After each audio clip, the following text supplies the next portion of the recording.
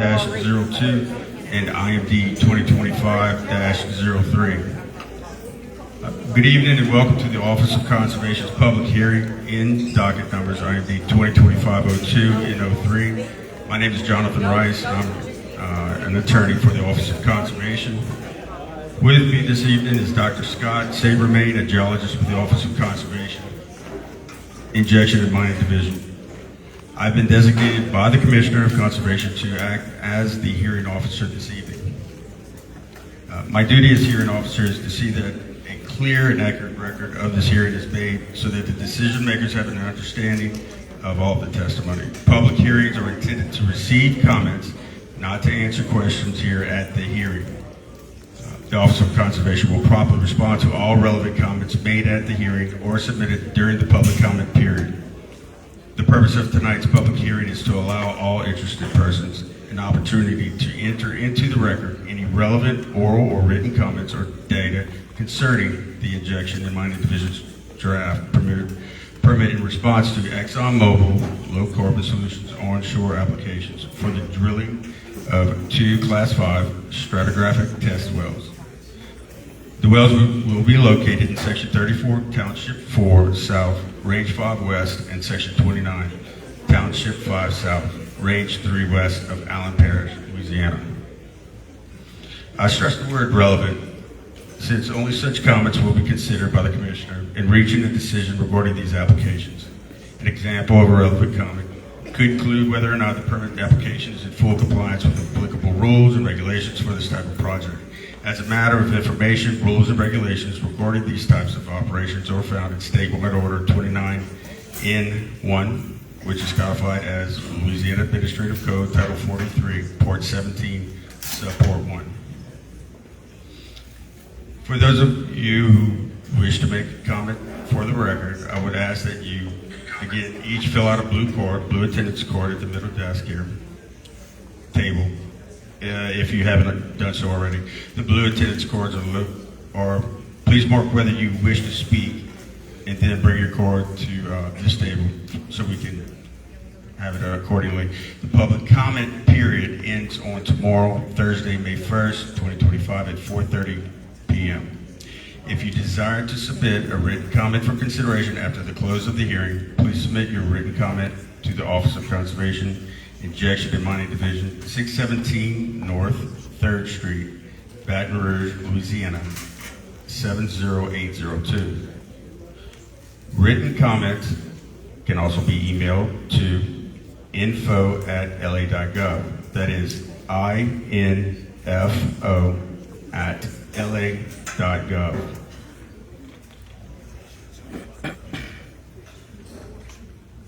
Any written comments submitted via mail must be postmarked by tomorrow, and any comments submitted via email must be received by tomorrow, Thursday, May 1st, 2025 at 4:30 p.m.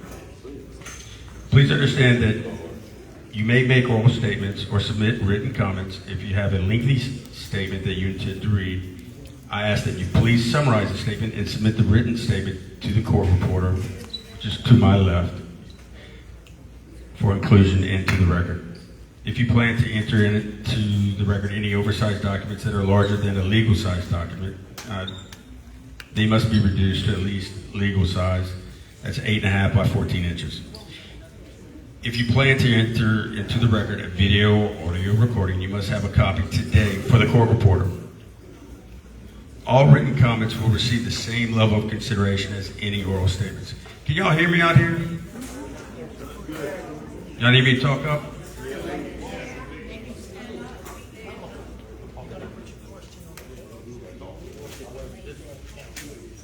Copies of the ExxonMobil Low Carbon Solutions onshore applications were available for public review at the Office of Injection and Mining Division in Baton Rouge, Louisiana, and on the Injection and Mining Division's webpage. Public notices regarding this hearing were published at least 30 days before the hearing in the Kinder Courier, the official parish journal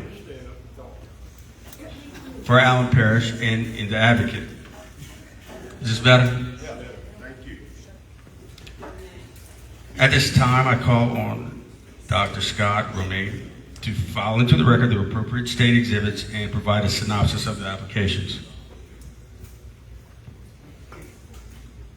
The state exhibits the following exhibits for the record. Exhibit number 1, public notice. Exhibit number 2, fact sheet. Exhibit number 3, applicant notification of public hearing and assessment of the public hearing fee.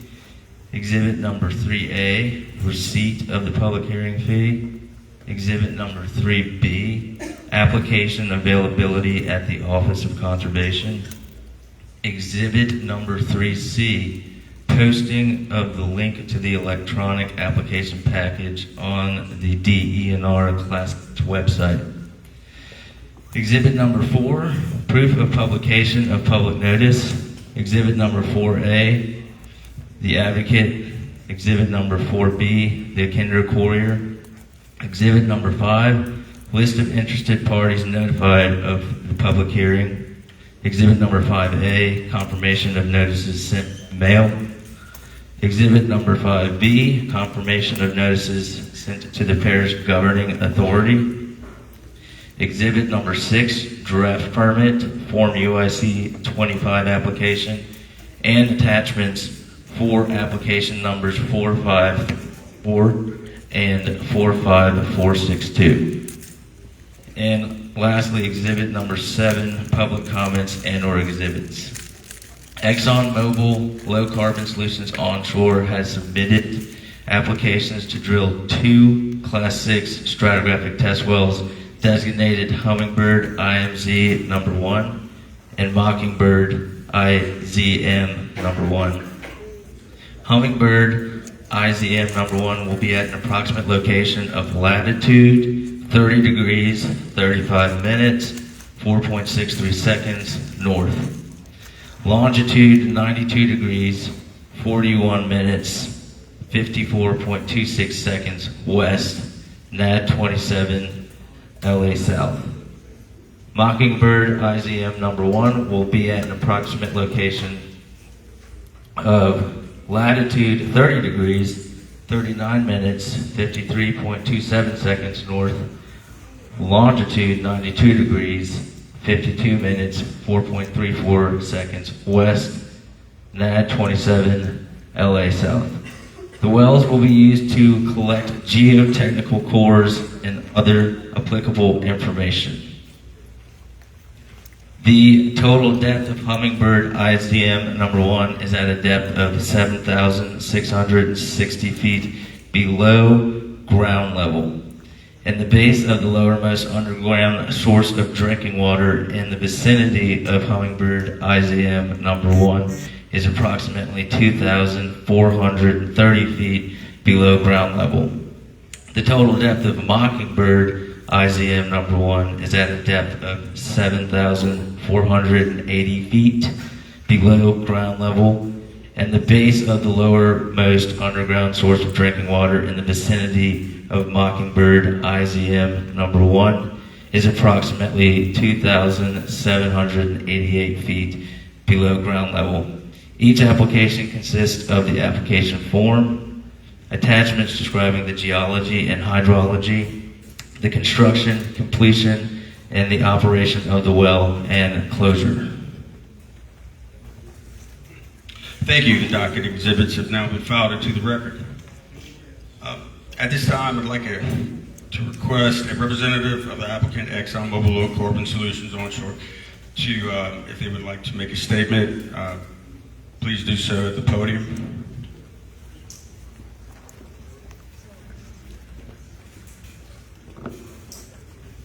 That's on.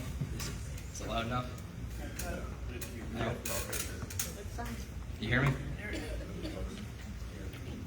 Okay. All right. Commissioner Giambroni, Rice. Is this better? Oh, wow. I don't know if that was you or me. Wow. Oh, thank you if it was you. My name is Justin Carr. I am the United States Gulf Coast. We can't hear you. Still can't hear me. Just hold it closer. Like going in and out. Okay, I'm going to eat it. There you go. Okay, I think I heard that feedback. Okay, here we go. I am the U.S. Gulf Coast CCUS Asset Manager for ExxonMobil Low Carbon Solutions.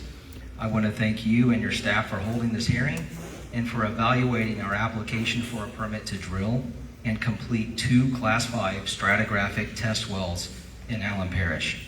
I stand before you today having provided detailed information in support of our applications, respectfully requesting that your office approve these applications. Before submitting our application, we conducted comprehensive geological and hydrological assessments to select a prime location for each test well. Our evaluation of the area of review showed no existing legacy wells and no natural geological features that would threaten the integrity of a research well. The test wells will be drilled approximately 1.5 miles deep, as mentioned, and our construction, design, and operational plans meet federal and state specifications, as well as our own company's rigid standards for subsurface drilling. In fact, the processes we will use for exploratory wells will be the same or exceed oil and gas industry standards. The 2 Class 5 wells will play an important role determining whether ExxonMobil proceeds with its proposed carbon capture and storage projects in the area. CCS uses proven technologies to safely capture, transport, and permanently store carbon dioxide more than a mile below ground. The CO2 will be stored under the same kind of impermeable layers of rock that have kept oil and natural gas locked underground for millions of years. It's also important to note that the 2 Class 5 wells that we are seeking to drill will never be used to transport CO2 below ground. There are many steps to go through before we decide to proceed with these projects. What these wells will do is provide core samples and other scientific data that will help us confirm the feasibility of a potential future project. ExxonMobil must ensure proper geology exists in the area and that a potential project will meet stringent environmental and safety standards. Although our Class 5 wells are just for research, we are excited for the potential that it represents, should the geology prove safe and effective for CO2 storage. Allen Parish, its landowners, and the state of Louisiana will benefit tremendously. If we were to build and operate a project here, we would invest hundreds of millions of dollars in the parish and employ area residents throughout the construction phase. Through both the construction and operational phases of the project, tens of millions of dollars in tax revenues will be paid to the parish. This could help fund schools, parks, roads, public services, or whatever the parish decides. In addition to these direct investments, this will spur further indirect economic activities. All this economic benefit could come from just a few wells and storage operations designed to a higher safety standard than nearly all of the 740,000 injection wells currently operating in the United States today. Beside the economic benefits, other local benefits will stem from the fact that ExxonMobil strives to be a safe and responsible operator everywhere it conducts business. One example is that, if approved, we would inspect the acreage covering the storage area for legacy wells and plug them, in excess of current oil and gas industry requirements even. This could involve plugging orphaned wells in the parish, which would bring additional safety and environmental benefit. We strive to be a positive member of the communities in which we operate. We have community programs like Good Neighbor Grabs to contribute to community organizations.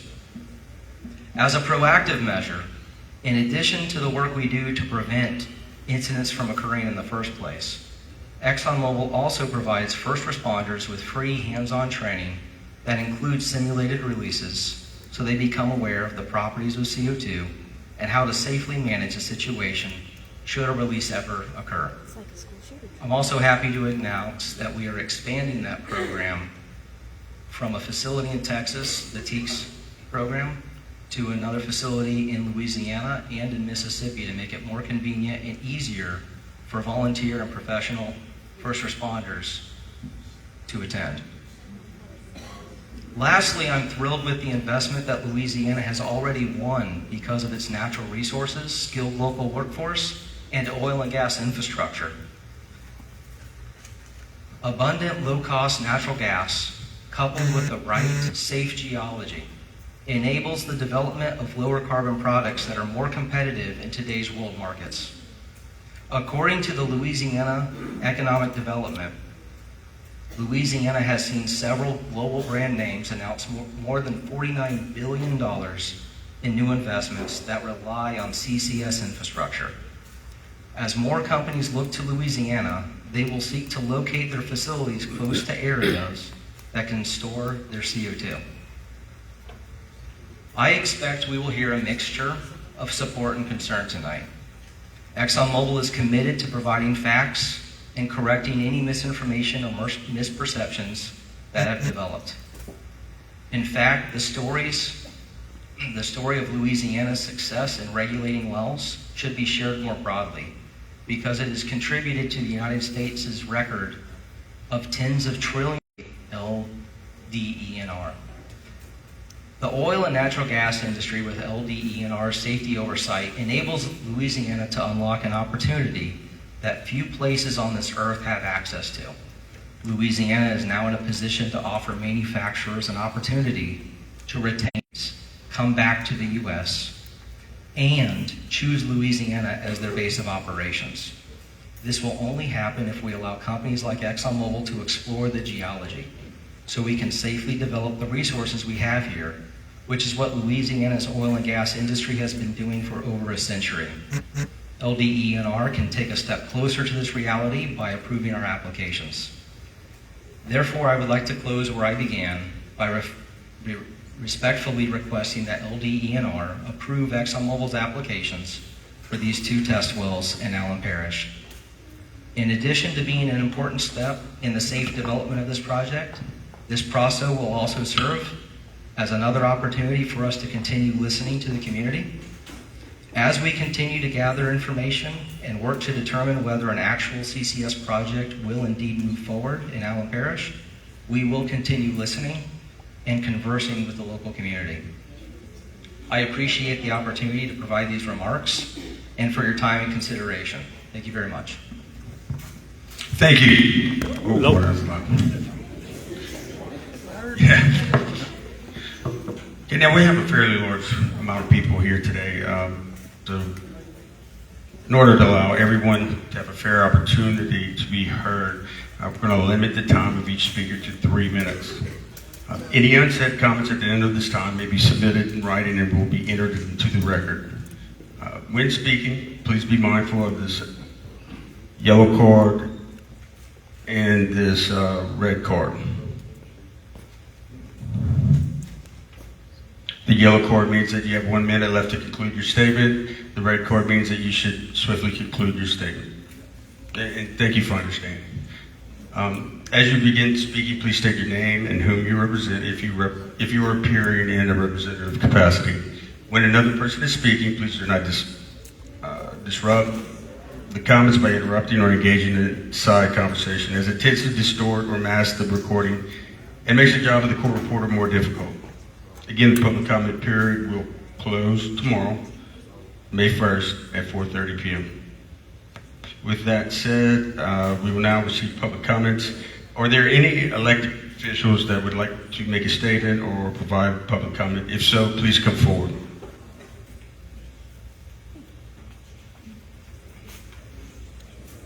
Having none,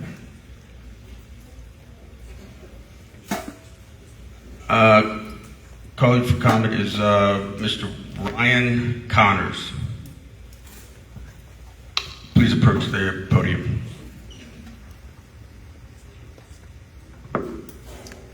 Good evening. My name is Ryan Connors, and I'm here representing Rayonier. The 2 research wells are on our land base. I lead the mineral resources team for the company. My responsibility is for everything beneath our trees. I've been with Rayonier for 12 years. My background is in geology and geophysics.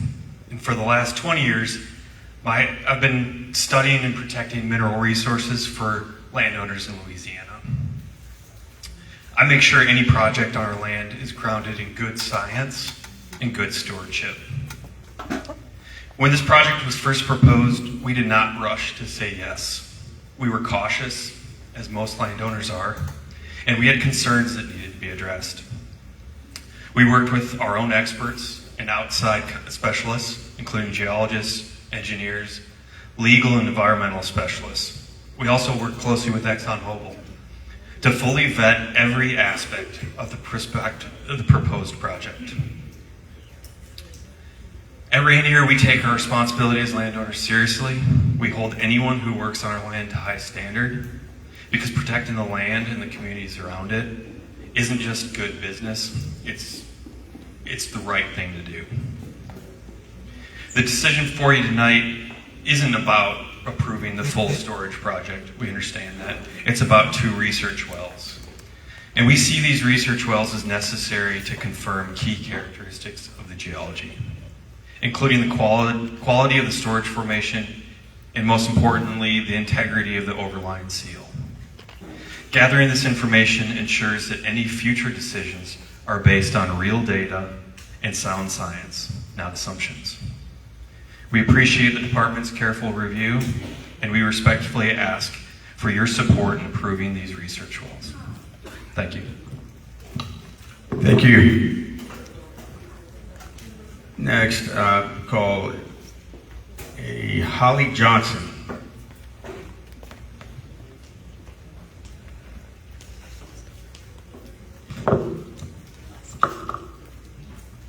Good evening, and thank you for the opportunity to speak tonight. I'm also with Rainier. Sorry, is that better? Yes. Okay, sorry. I'm also with Rainier, and I'm here to give you a little bit of background about our company. Rainier is a large landowner here in Louisiana. We proudly manage 146,000 acres across Louisiana from our local DeRitter office. Our working forests are a significant part of the contribution to the economy, both nationally and in Louisiana. Nationally, we have 90,000. Hello? There we go. We support 90,000 indirect rural jobs, and in Louisiana, the impact is 1,800 jobs. Our management approach is rooted in a deep sense of responsibility, focusing on the long-term health and productivity of vital resources. As a leader in forestry, we consistently set ourselves to high standards, like that of the SFI standard, across all operations, and the same diligence that we bring to every project. Our commitment also extends to both conservation and our local communities. For generations, we've acted as a dedicated steward for this land, providing essential habitats for many of the vulnerable plant and wildlife species within Louisiana. We are also a proud supporter of Louisiana's rich outdoor heritage through Rainier's hunting and recreation program. We dedicate approximately 138,000 acres that thousands of outdoors men, women, and children use in the state every year. Looking ahead, we see the exciting potential of carbon capture and storage for both Rainier and Louisiana. This technology holds the promise of enhancing our valuable timberlands and establishing a dependable revenue stream, strengthening our resilience during volatile market shifts. Moreover, we believe CCS offers transformative potential for Louisiana's crucial pulp and paper industry, which often has an energy-intensive process by enabling the capture and storage of carbon emissions. These mills can ensure their competitiveness in a changing economy as organizations like American Forest and Paper Association explore innovative solutions for a sustainable future. We believe CCS is a critical piece of that puzzle. Consistent with our established forestry practices, safety and environmental stewardship will be a paramount in all CCS projects. Rainier is eager to explore CCS responsibly, aiming to foster economic growth, support jobs, and ensure continued prosperity for Louisiana's natural resource sector. Thank you again for your consideration. Thank you. Next, Kurt Uncle.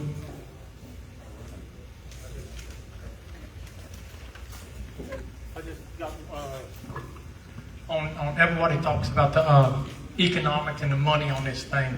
And what I want to know is if anybody's ever considered the cash value of our economy and the next generation. What's the value of we can put on the next generation with the problems we're going to leave them?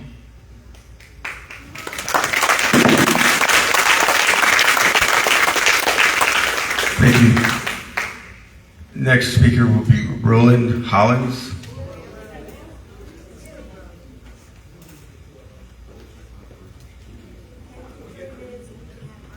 Exxon got about 5 minutes, so 3 minutes might be enough. No problem.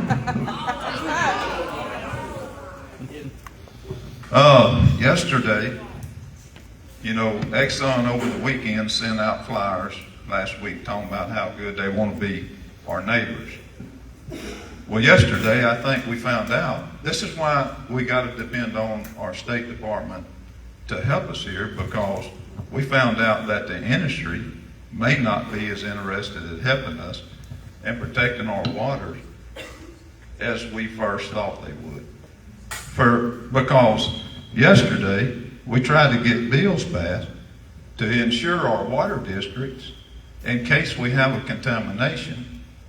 We can't afford it. Our water districts from month to month barely survive financially. So we couldn't even get an insurance policy. That's something that we need to work on. We need to make sure that if we have a breach and there's a water contamination, that these companies are responsible. First responders. Yesterday they talked about sending them, a while ago somebody said sending them to Texas to get training. Well, when they first come in here, when we was talking to them, they was talking about supplying equipment and all these things that matter for pipelines, for leaks in case we have it. Well, yesterday we found out that there will be nothing extra unless this bill comes back up, because we had a bill to try to get more fresh air supply to our volunteers and like electric truck, and industry fought us on that. The no extra safety measures. We had a safety measure that we felt like that's important. Our communities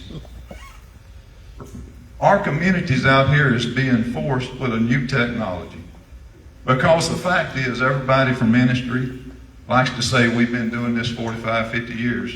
You have enhanced oil recovery. But this, when you pump CO2 in the ground and get oil and gas out, it's an outlet coming back out. When y'all gonna pump this much CO2 under our water aquifers, it's gonna hope to stay there. And here's why we're so concerned. Look, I ain't trying to be ugly, but we very seriously upset, and we're very worried, and we're very concerned, because the very things that I'm talking about tonight, it seems like we're getting run over in Baton Rouge and by these big companies. Amen. We didn't want you here no way, but you're here by force. But look, I appreciate the little extra time, because this is important. The first well in the United States had 2 leaks. To where the first leak, the company kept injecting CO2 in that zone, and it was leaking. Well, they just kept pumping.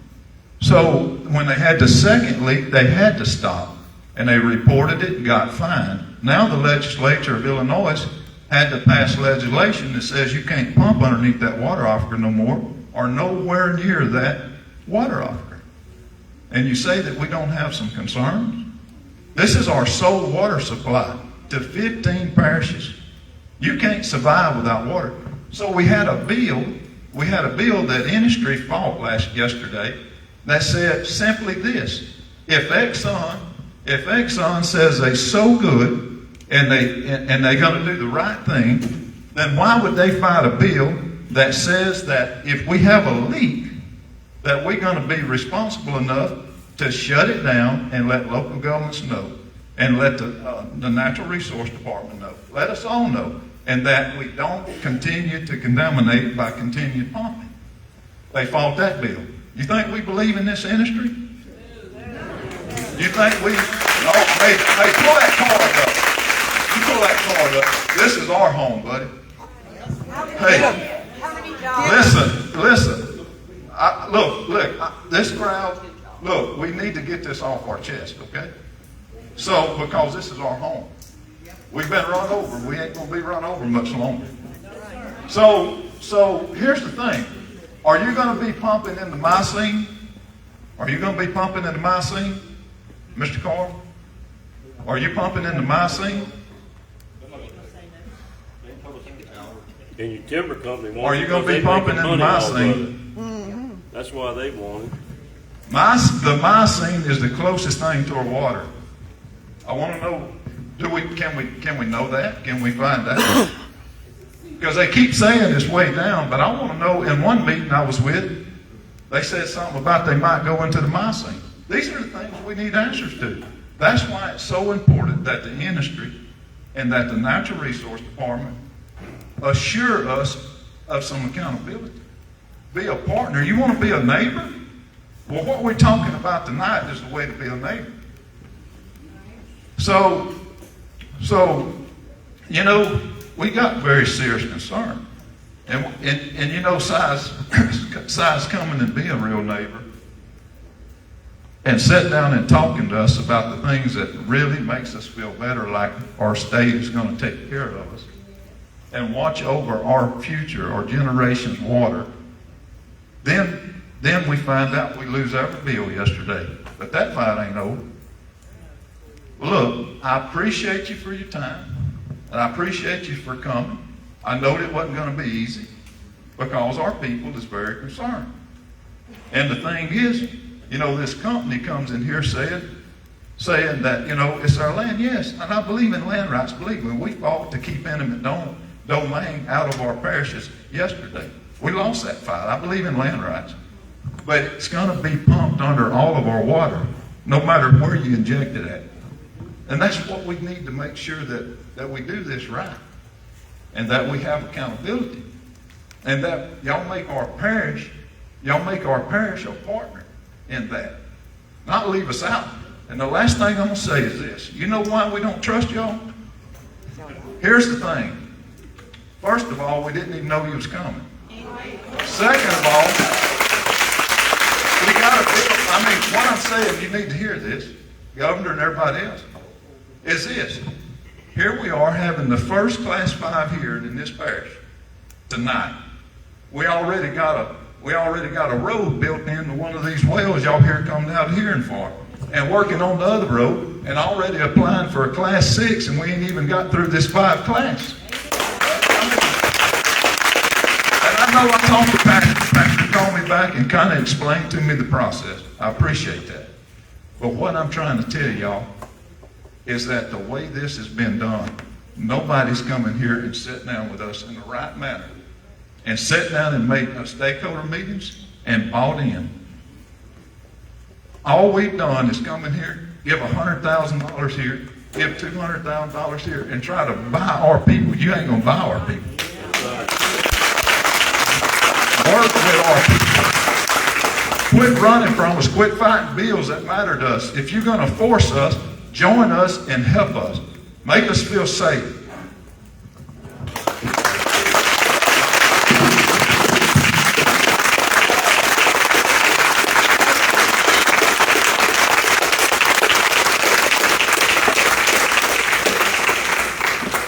Thank you, Mr. Olive. The next speaker will be a Charles Kingery.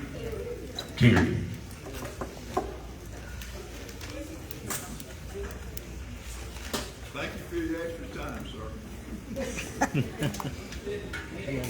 And for everyone here, it is a 3-minute limit. We understand, and we sympathize with what you have going on. What we're going to do is we'll let you talk. We just want to be able to hear everyone. That's why we have the minute. Sir, he can have my time. He can have mine. He can have my time. That's fine. This is our parish. Kurt Roldan, man, spot on. Amen. Pick it up a little bit. My thing is, back in the 20s, you had a lot of guys drilling wells that they're not even registered. This guy's mama worked for the conservation department for years, 50 years, 20s, 30s. Who was drilling them wells? Where were they? What's their names? Were they plugged? No, they were not plugged. Working with Amoco, they started fracking over here in the early 80s. Right down the road where y'all going with this well that Roland was talking about on the left, going towards Mitty. Amoco drilled about 6 or 7, 8 wells in there. They have Mark and Tail, Matilda Gray, a couple other ones. I read Red Sanders. And they've started fracking in there. They get 100% salt water. It's 400 barrels a day. And then when they frack it, they get 100% salt water. And I called the driller, Ray Crochet from Lake Arthur, Evangeline. And I asked him which way, whenever they were fracking, why would they get that salt water? It was going 4 or 5 miles this way, 4 or 5 miles that way. That's what McNeese's engineering department told us the night before last. It's 6 miles when you pump this CO2 in the ground. It's going to go 6 miles. When I was first, I heard of that. But here's Amoco's, all their wells right here. And when they frack it, they get salt water. Ray said it went straight up. It didn't go out. It went straight up. Salt water, 100%. That's where it went. You got all those wells out there. And that's where this first well is that's going down here towards Mitty. It'll be 2 miles from there. That's going to go out 6 miles into those wells out there that's been fracked. Engineer McNeese said there's no fractures here. This was the best place in, I want to say he said the United States to put it, right here in Allen Parish. Isn't that what he said? And what happens if it hits it? Well, he's got to study that. Now, there's no fractures. There's no fault lines or nothing here. Well, there's faults. There's fault down there. There's 3 or 4 faults right down 165, 190. There's fault lines everywhere. Ray Crochet said there's fractures around here. Over there by the reservation, Amoco drilled a well there. They fracked it. I'd say half a mile from where I'm going to put that well on that old Richard property. There's another well drilled right across the road. They fracked it, 100% salt water. They moved over 100 feet, drilled another one, fracked it, 100% salt water. They plugged it and lit it. That's 400 barrels a day. They wanted to get 2,000, 3,000 like they do in the Haynesville Shale. This right here is a Tuscaloosa. It was a Tulane did this. This is the Tuscaloosa. It goes right across the middle of Louisiana, right here where y'all want to do that. Before they started fracking, this made people a lot of money. Over there in Ville Platte was the last one they drilled. They didn't have to frack them, but they were 20,000 feet deep. We frack them, we don't have to go that deep. They couldn't handle that pressure. And when y'all put all that right on top of this Tuscaloosa here, and the Austin Chalk, and the Wilcox, and the Cockfield, the lawyer in North Dakota, where somebody got run out of North Dakota and South Dakota. Well, that lawyer, I called him. A friend of mine in Houston gave me some numbers from Texas A&M. They're engineers. It's not me doing it. I asked him if he could drill through these plumes, or whatever you call them, plumes, that's going to be put on top of this Tuscaloosa. He said, absolutely not. You can't drill through this. So, and up at the up there at Haynesville Shale, I got a friend up there, got 3 nice wells. They've been fracking up there. How many earthquakes they got up there? Last couple of months. 3 months, I guess. 10. He told me they had to build a levee around 75, 80 acres of stuff coming out of the ground from fracking. They don't know what it's oil and green stuff and just whatever's coming out of the ground. That's from fracking. And I'm like, Roland, whenever you pump this in the ground, when you frack, you got to, what? Y'all with Amoco? Are y'all with ExxonMobil? With the state. That's the state. That's the state? Okay. Well, when you frack, you got to be 10 times greater than bottom hole pressure to frack, to buck that pressure. I don't know how much pressure y'all gonna have to buck in this Wilcox, but it used to be 7,000 and 8,000 pounds. So when you're pumping, you're pumping that CO2 in the ground. Do you have to buck that pressure to get it and keep it down there? And that's about all I gotta say. But yeah, I wish y'all would. We were all raised here, and well, you're gonna put it in the rural area is what they're saying. The best place to put it is in a rural area. That's the best place. There's no more rural areas. People are moving out of these cities to get to these rural areas because of the crime rate. And you can ride around now, and there's a house every half a mile. When you ride 5 or 6 miles, there was no house. There's no more rural areas around here. So, thank y'all. Thank you, sir. Next speaker, James Lee.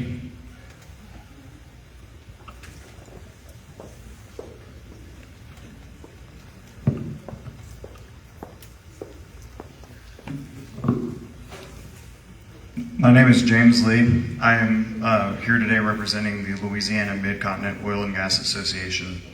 Prior to that, I worked with Secretary Richard Nelson in the Governor Landry administration at the Department of Revenue, where I learned quite a bit in the last year about the finances of the state and parishes all across the state. Now, as I've said, I work for our Oil and Gas Association representing companies across the state like ExxonMobil. In those few months, I've learned a lot about science. And one area of concern for you and for me is safety, not just about CCS operations, but all that our oil and gas industry does to protect our employees. My father grew up in the oil and gas industry. He worked in the oil and gas industry, and he served oil rigs in the Gulf of Mexico, flying in on helicopters and on boats, servicing companies with rigs like ExxonMobil. Every day when he went out for his turnarounds, we worried about his safety on those rigs. And companies like ExxonMobil were responsible for and protected his safety. And that, again, not just in the CCS operations, but all across the oil and gas industry. What I've learned about CCS, transporting and storing CO2 is safe. Pipelines have demonstrated they are the safest mode of transportation for products across the nation and across our own state. PHMSA recorded in the last year the lowest number of pipeline incidents with 290 nationally. This industry is good at pipeline safety, and this industry is only getting better at it day by day. CO2 pipelines maintain their leading safety record among all types of pipeline in service today, with only one of those 290 incidences being CO2 related. Here's what else I've learned. The injected CO2 is held in place by thick, impermeable, sealed rocks thousands of feet underground, which are similar to the rocks that have kept oil, natural gas, and naturally occurring CO2 that is already in our ground, for millions of years. Once stored, the storage sites are monitored for any potential change. And the foundation of Class 6 permitting that the department has put together is the protection of underground sources of drinking water under the Safe Drinking Water Act. Since this act, not a single case of drinking water contamination has occurred from permitted underground injection. Today, oil and gas companies are committed to safety. It comes first in all that they do. And their operation of CCS will be and cannot be any different. Thank you. Thank you. The next speaker is Carter Crosby.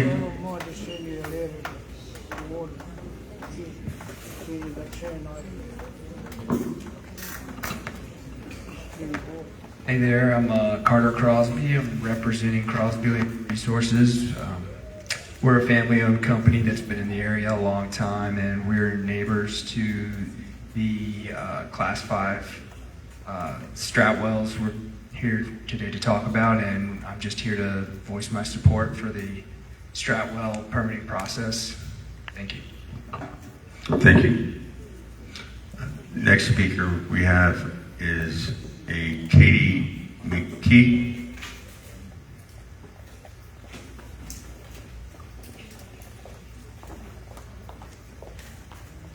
Thanks. I'm Katie McKeo. I'm here on behalf of the Grow Louisiana Coalition, which represents workers, families, and businesses across Louisiana's energy sector, and we have more than 110,000 supporters. I'm here today to support ExxonMobil's Class 5 carbon capture test well permits because this project represents the future of energy in our state and is the kind of responsible innovation Louisiana needs to stay competitive. Carbon capture utilization and storage offers Louisiana an opportunity to lead. This test well is a critical first step in proving that we can produce the low-emission energy the world is demanding and ensure that Louisiana is at the forefront of securing American energy dominance. CCUS will help us to grow our economy and support jobs. Louisiana depends on a strong energy sector, and ExxonMobil alone supports thousands of good-paying jobs and contributes significantly to our schools, infrastructure, and local services. They have a track record as a century-long corporate partner in Louisiana and will continue that same level of partnership in Allen Parish. And we know there are questions, and that's why test wells are so important to allow for data collection, monitoring, and transparency. And we know the Louisiana Department of Natural Resources has strict standards for their test Class 5 wells, and ExxonMobil has a record of meeting or exceeding those standards. So I trust that safety, environmental protection, and community engagement will remain front and center. So thank you for your time, and the Grow Louisiana Coalition supports these Class 5 permits. Thank you. The next speaker that calling up is Dwayne Horton.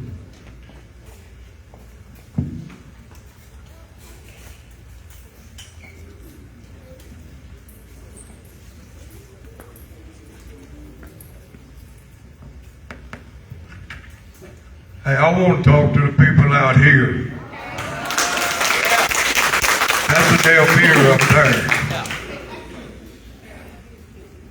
You got to realize that there's no good going to come out of this, or we wouldn't have had a chance to got it to start with. Without our water, our lives in this community is over. Forget about yourself. Think about the ones coming behind you. Thank y'all. Thank you. Next speaker is Dorleen Horton. Okay. Yes, thank you. Next speaker will be Rusty Reeves.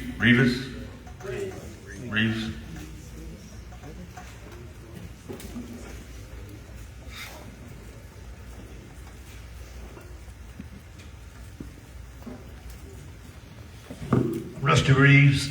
I'm board member of West Allen Parish Water District, board member of the Fire District and the local rec district in Reeves. Been involved in every one of them for the last 35 years or longer. I was president of the Water District. When we need something, we either got to go to the state for money or we got to go to the voters for tax money. Or we got to go to the ratepayers for money. Our drinking water in Reeves comes from two wells 1,700 foot deep.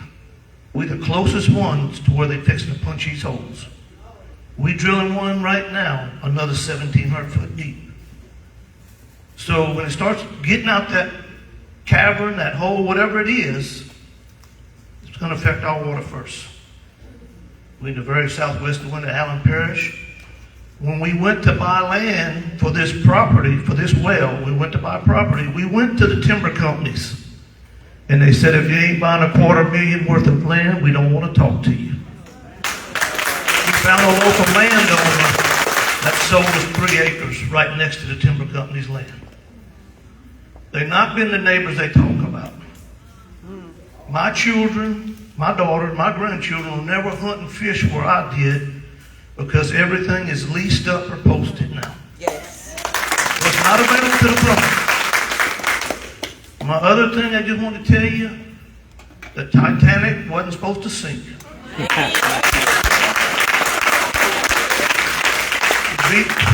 Deepwater Horizon wasn't supposed to blow out.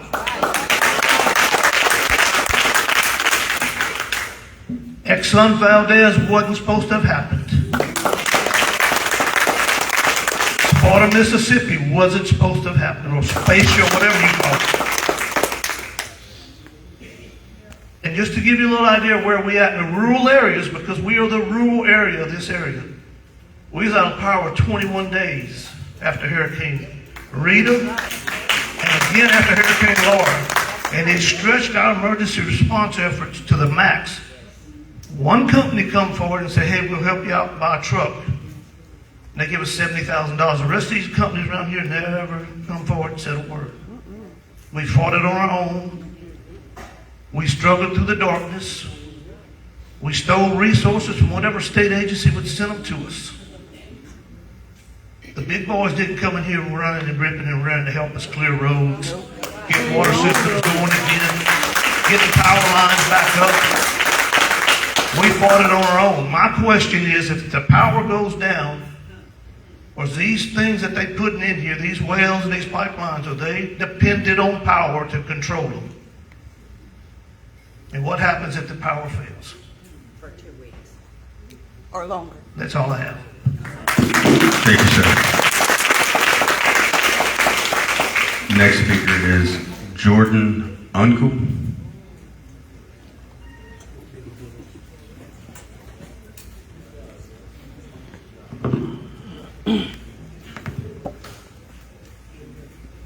Hi, my name is Jordan Uncle. I'm a resident of Allen Parish. I live less than half a mile from the Denver Green Line, and I live about 10 miles from one of the proposed injection sites. I just found out about these CO2 projects probably September, October. I'd never heard of it before, and the only reason I knew was because my aunt called me because she's my neighbor. And since then, I have just dove in. I have 4 little kids. 2 of my girls are here today. I just dove in with the information. I looked for articles. I looked for, chemistry reports, anything that I could possibly get my hands on, because I wanted to know, is this beneficial for our parish? Economically, is it safe? Is it safe for my kids?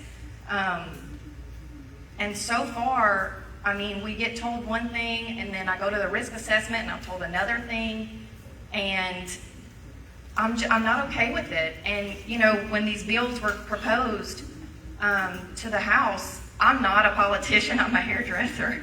I know nothing about any of this stuff, but I can promise you, I read these bills backwards and forwards. I stayed up till 11 o'clock at night trying to get a grasp so that I could go up and fight for my parish. And they were all shut down. And their safety, it's safety.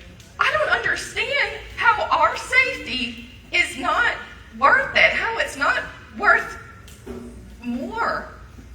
And I'm mad, I'm really upset, I'm aggravated, and I'm really disappointed in our legislature right now, because I feel like they're choosing industry over our families. And I want to believe that you guys are doing the right thing. I really do. I want to, and I want you guys to change my mind. But so far, you haven't given me anything to change my mind. No. So I'm asking you guys to please stand up for our parish. Stand up for my kids. We don't want it here.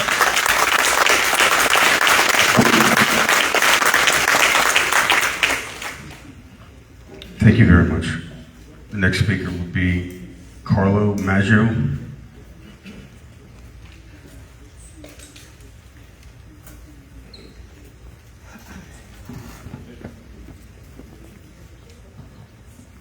Carlo Maggio, proud educator and coach in Allen Parish.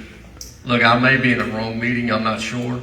I asked the young gentleman when I got here, he was very nice to direct me, but I just had a question. I appreciate you calling me young. Oh, okay. All righty, well, that gentleman over there.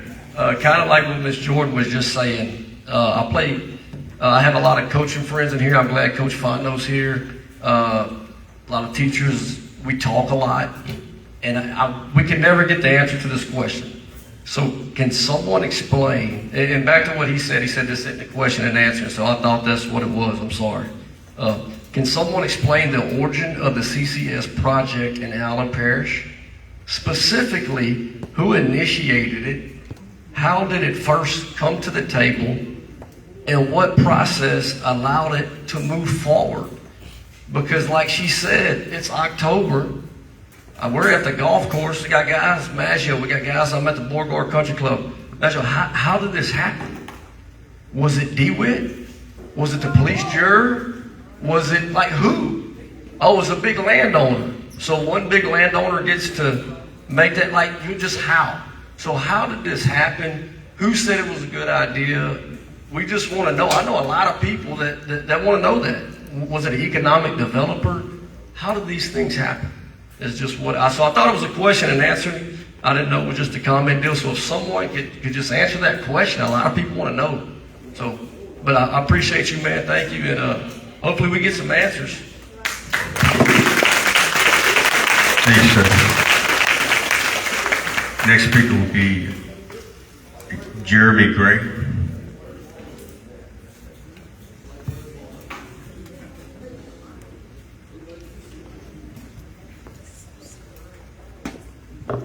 Hello, I'm Jeremy Gray. I'm a mechanical engineer that works for Pelican Energy, which is an engineering firm in the state of Louisiana, and we support the ExxonMobil permit. It is a growth industry. It's good for the state. It creates jobs. Thank you. Thank you. Do y'all live in one? Next speaker is Solomon Shirley. Did I say that correctly? They said yesterday one.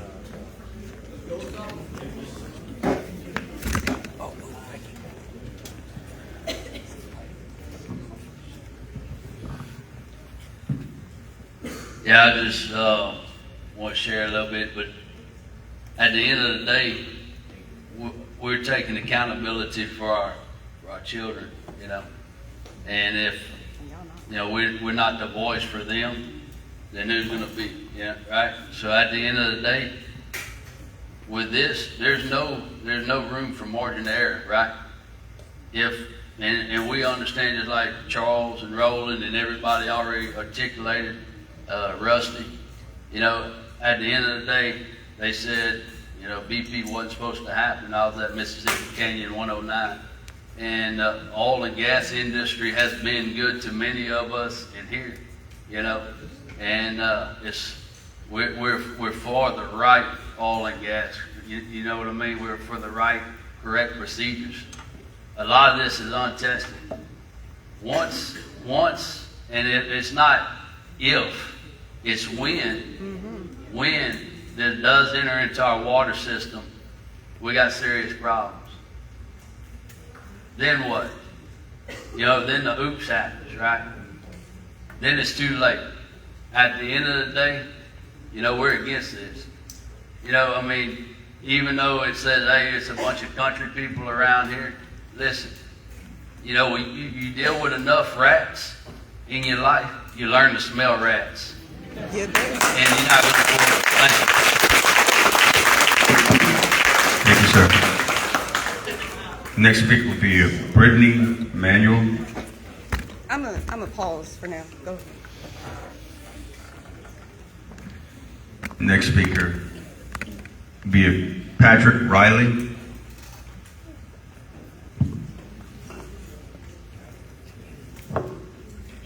Good evening, and thank you for the opportunity to speak tonight. My name is Patrick Riley.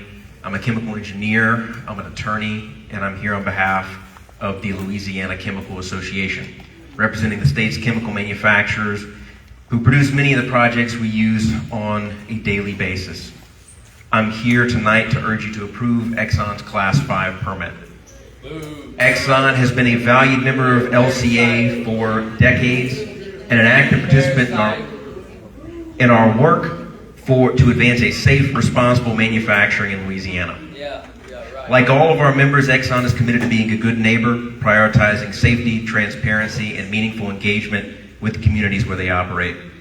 Their consistent partnership and leadership makes me proud to stand here tonight and advocate on their behalf. Carbon dioxide, or CO2, is a naturally occurring compound and a necessary part of the life cycle. It's present in the air we breathe, essential for plant growth, and forms the foundation for agricultural and ecological systems. We also encounter CO2 in many familiar ways. It gives soda its fizz, It's used in medical procedures, and it creates special effects in movies and in football games. Oh my God. It's safe, it's well understood, and it's already part of our daily lives. Carbon capture and storage, CCS, is simply the safe, permanent storage of CO2 deep underground. The captured CO2 is injected into layers of porous rock, often beneath multiple layers of impermeable stone. These are the same geological formations that have safely held oil and gas for millions of years. The industry also applies robust monitoring to ensure the CO2 stays exactly where it's put. These are not new technologies. They're well understood, heavily regulated, and used across the country. Exxon is also not new to this. They've been safely transporting and managing CO2 and other underground injection operations for decades, including right here in Louisiana. This permit is about applying that expertise to enable growth, innovation, and sustainability in our state. Let me be clear, approving this permit is not just about science, it's about opportunity. Take CF Industries, for example. They recently announced a $4 billion investment in low-carbon ammonia production to meet global demand. That investment was made possible by CCS technology and the policy framework that supports it. And consider the Meta Data Center in Richland Parish, a $10 billion project committed to decarbonization through CCS. That's the kind of world-class investment that becomes possible when local governments lean in and support the forward-looking infrastructure like Class 5 wells you're considering tonight. This permit represents a tremendous opportunity for Allen Parish to take a step forward towards leadership in a growing industry, clean investment, and the future of Louisiana. Again, I respectfully ask that you approve this permit. Thank you. Thank you. The next speaker is a Ricky Ezel.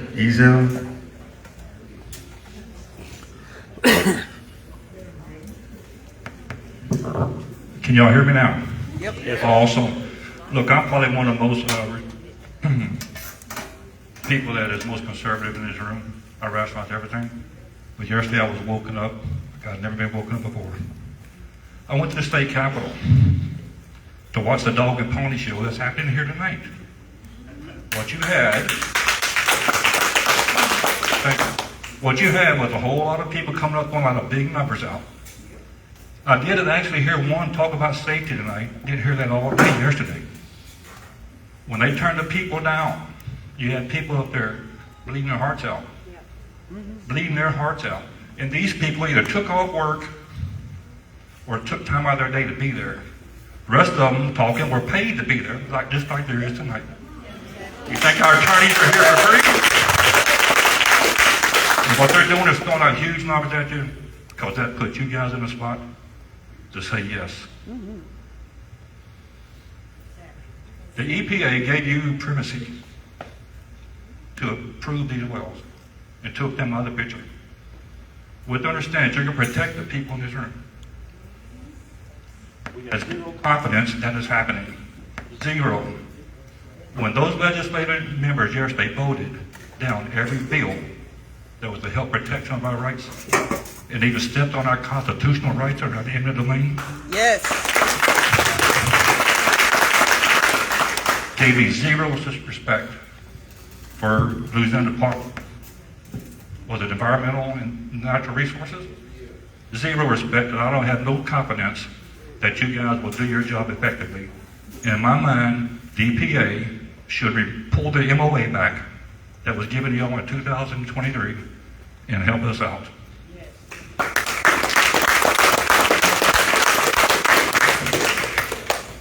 ExxonMobil and the other companies here spread your big numbers around and talking all this stuff. Let's tell them how it really works. You all have approved vendors that you use. They're on your approved supplier list. You're not going to come to our parish and hire people. No. Are you sure? No. Come clean, dude. Come clean with us. I was part of the industry. I've written the contracts. You've already ordered your long lead items by guest, even though the well's been approved. If you're going to do this by 27, you're in the process or already have ordered your long lead items. Anybody want to deny that? They can't. That's right, they can't. So this whole scam, we're depending on you guys to protect us until we can get it changed. Yep. Can y'all do that? Nope. Can you do your job? And not cave into the big money? No. And take care of the people? Clearly not. No, they can't. We all know it. So that's where we're at, folks. That's where we're at. We're caught in the middle. Where the rural guys, with these guys, should be actually taking time to make sure that no one in this area is being damaged by this project, according to the EPA and the MOA that they give y'all. Is that happening? No. We can't answer it. Because their sole job is to protect you. It's not happening. I don't think I need any more time. I said what I need to say. Well, I do need one more minute. Carbon sequestration is very misleading. They got people in this room thinking that they're going to inject CO2, the stuff that you breathe. It's harmless, right? Then why don't they call it CO2 injection, as in 100% CO2 injection? But no, they label it carbon. Lots of things in this world in carbon, including this podium in front of me, including the chemicals they're going to use for what? Corrosion inhibitors, anything that comes out of flue stacks that's captured, it's all going into our aquifers. So it's not just pure CO2 that is harmless other than asphyxiation. There's a bunch of other crap going down there also. Thank you. Thank you. Next speaker is Garrett Monk.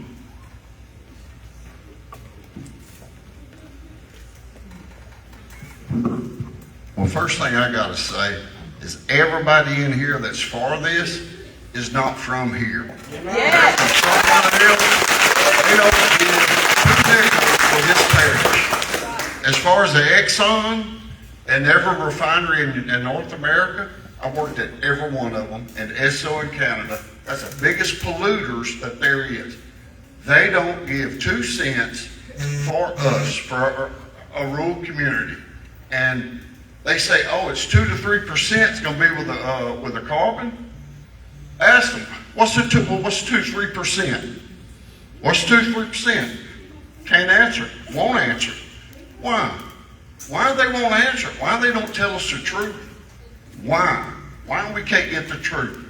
We hear, oh, they coming in giving Oakdale $50 million. They're paving the roads for Oberlin. Gonna give money to this one, give money to that one. In Baton Rouge yesterday, 1 job. Thank you. 1 job is what's coming out of here. And DeWitt Carrier, the state lady said 40 million. DeWitt corrected her and said nothing. 1 job and a bunch of wells. So do we want that here? Do we really want that here to pollute our kids, my grandkids? I'm in the nursery business. I depend on water. All these crawfish farmers, they depend on water. This part of the country depends on water. And they're going to pollute it. And this gentleman told us, I said, okay, what if you have a spill? What if you get a leak? You know what his answer was? We're going to suck it up, filter it, and put it back in. I worked 20 years in environmental service. I call bullshit on that. So as far as the Exxon and all these, they lie. They lie. They lie. So go ahead, they speak with a forked tongue. They're going to try to pat you back and give you something, but they're going to lie to you and get in the rear. Thank you. Thank you, sir. Next speaker I'd like to call is Luke Bullock. Oh my. Can you hear me? Yes. My name is Luke Bullock, and I represent the Louisiana Association of Business and Industry. I am not from Allen Parish, but I did move my family here from Texas, and I had a child here, and I bought a home here. And we're here to support Louisiana investing in themselves to fix a lot of problems that this state has. Thank you. Thank you. Y'all wanna? Next speaker is Linda DeRose. I yield my time to the other gentleman who took too many. But I do want to say I agree that all these paid speakers are not from Allen Parish. Not as going in the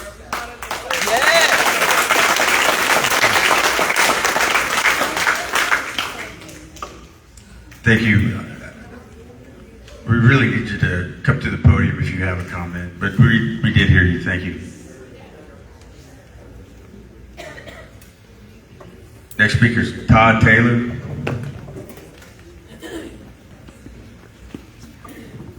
My name's Todd Taylor. I've been living in Louisiana all my life, hardly ever left even for a trip. Worked at a refinery for 36 years. My daddy worked there 43. My son works there now. The biggest thing that I worry about is having lived here all my life, knowing how the money flows in Baton Rouge when it comes to trying to get things done the right way or people to go in the right direction. One of the fundamental things in this country is the people to have a voice. And in order for us to have a voice, we use our feet to go to the voting booth and vote on things when it's time to vote. And if there was ever a time that we should be able to vote on saving our water and our families and our friends and our communities, people, we're talking about our drinking water.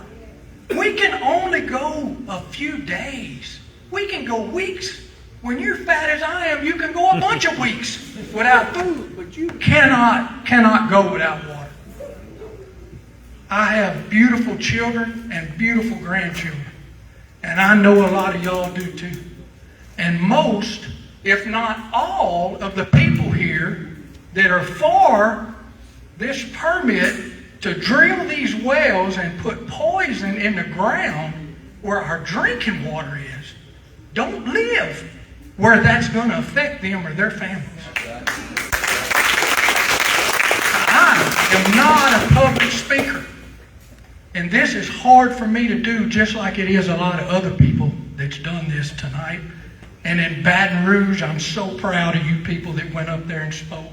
I watched you on a live stream, and I was so proud of the people in my parish, the place that I've always wanted to be. And I got moved out of here 21 years, but I've been back for over 30. And I'm telling y'all, I was so proud and I was so disappointed in our representatives that our tax dollars pay for. These people up here have a job to do. They got a set of rules that they have to go by. But if there's any way that they can do the right thing and deny all permits that'll pump poison into our ground, as if we don't have enough, when the safest way to travel, the planes are falling out of the skies every week. Please do the right thing and deny these permits. Thank you. Thank you, sir. Next speaker is Kenneth Bogle.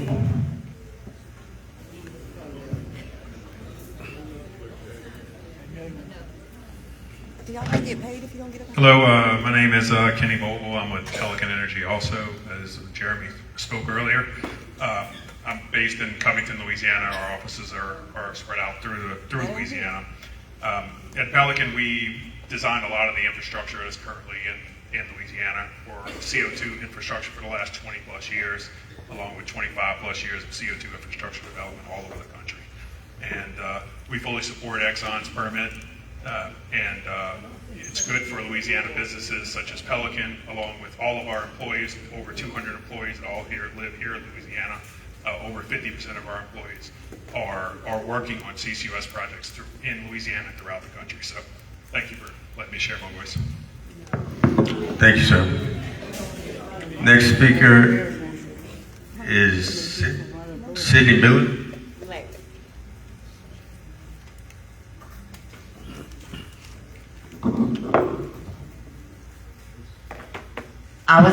I wasn't able to make it to the meeting Monday because I buried my mother.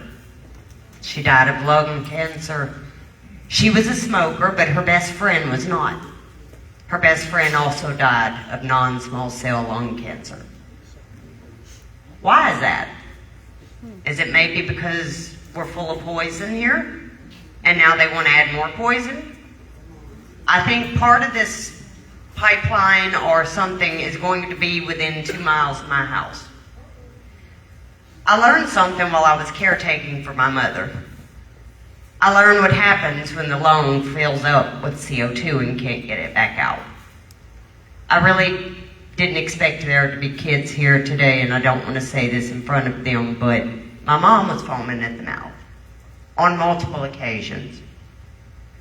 And I would like every attorney, Exxon representative, all the people putting money into this that are not from Allen Parish, to please look at these children over here. And I want you to picture them with foam coming out of their mouth, and you trying and fighting to get them to breathe again. And then you get your car, and your car won't start. And then we have a hospital we've rebuilt, but it's not set up to take care of all these people. So what do? And like it was mentioned before, during a hurricane, we go without electricity for 2 weeks or more. Are they set up to go without that? It's a very painful thing to watch someone you die or someone you love lose their breath and be foaming at the mouth, and you can't do anything for them but sit there and watch. You can't get them help. You can't do anything. And there is no way on earth I could look at my daughter in that condition. And that's all I want to say. Thank you. Next speaker will be Michael Smith.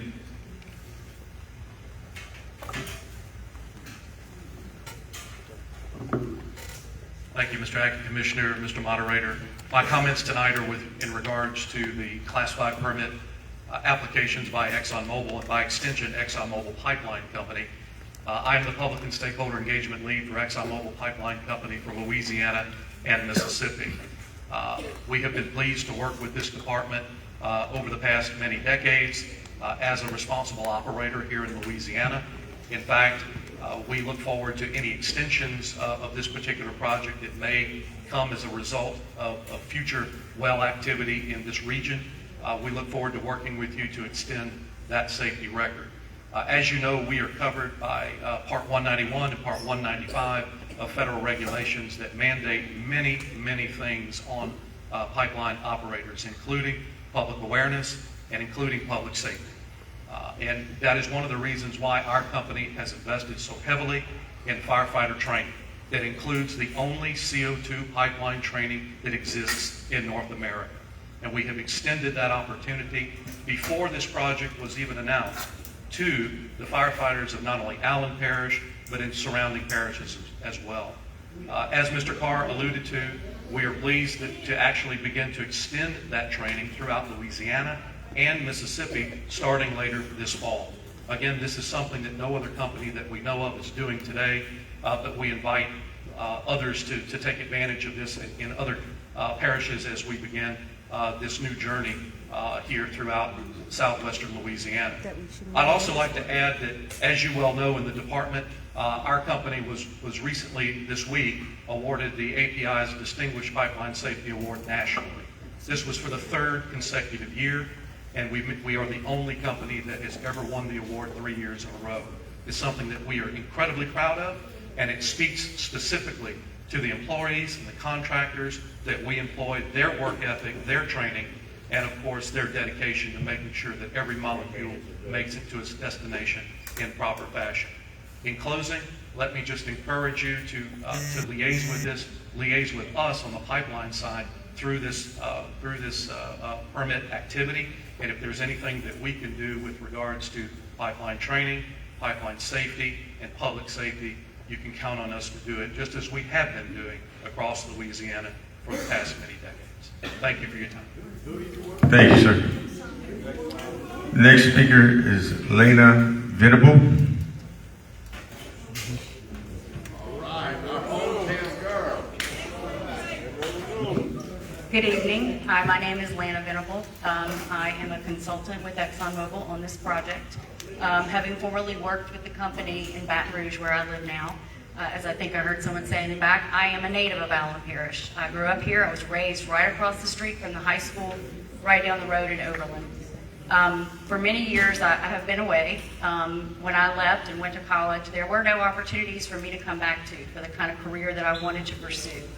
So I see CCS as an opportunity. I see it as an opportunity for the parish, for future generations in the parish, to keep kids here and to provide them not just with jobs, but with careers that will give them long-term stability. So I just wanted to say that for the record this evening. I think that this is a good thing for the parish. We are at the beginning of the process. These are for 2 test wells.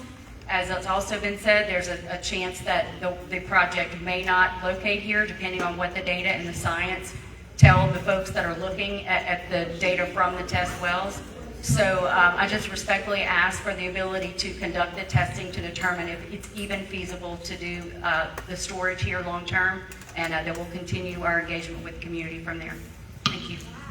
Thank you. Next speaker, we have Joseph Petrie. No, I defer. Josh Fonda.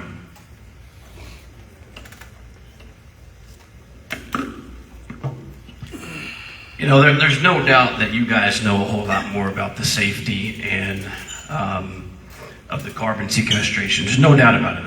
I could spend the next 2 weeks trying to study it, and you guys know a lot about it. And that is exactly why you guys have limited your liability at $250,000 and then $500,000 for the death. You got yourself limited at $500,000 if someone dies because of your mistake. And that's just insulting, to be honest with you. It's insulting. I would love to see the risk assessment data that helped you calculate those figures, because I'm sure you have them. I'd like to know if the state has those, because there's a way you came up with those numbers, and I think we as the people deserve to know how you came up with $500,000 if someone dies because of your mistake. Yeah.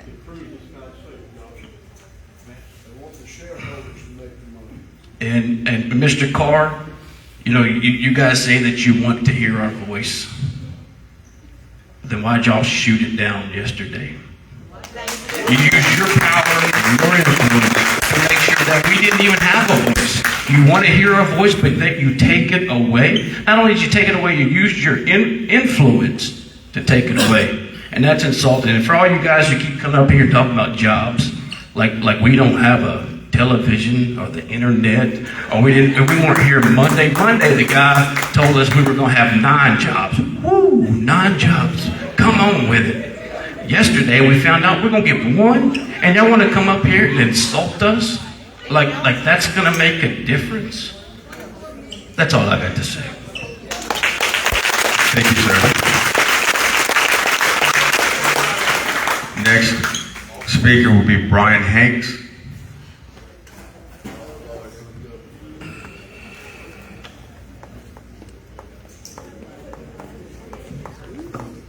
Hello, my name is Brian Hanks, and I'm own Beta Land Services in Lafayette. I'm a past chairman of the Louisiana Oil and Gas Association, current chairman of the University of Louisiana Board of Trustees from Lafayette. And I have worked in 39 states across the country, and we have had up to 500 landmen. I am also involved in another carbon project in Caldwell Parish, doing the work, and also as an investor. The reason for the Class 5 well, which no one's indicated to you, is that you have to drill the Class 5 wells to get the samples, to get the cores, so they can determine whether or not the Class 6 well is viable. So it is a step in the process. Just wanted to point that out. Another thing I want to point out, no one is paying me. The oil and gas field has been good for me. I've been in it 44 years. I'm doing this to protect the oil and gas industry, Louisiana, and to move it forward. So, well, I've been, part of it will tell you. I've been in the fear that I hear in everyone's voice is very similar to the fear I've heard in other states with the horizontal fracking and drilling, Marcellus, and all across the country, where people are completely scared. Very similar to this, concerned with their water, concerned with what's going to go on. I have literally watched communities be transformed from poverty to riches. Then why can't we vote? Getting hundreds of thousands of dollars and getting paid. Not everybody gets it, but it does. But it does. Please let him talk. I'm pushing for approval of these wells for the benefit of the area. Thank you. Thank you, sir. Next speaker is James Hyatt.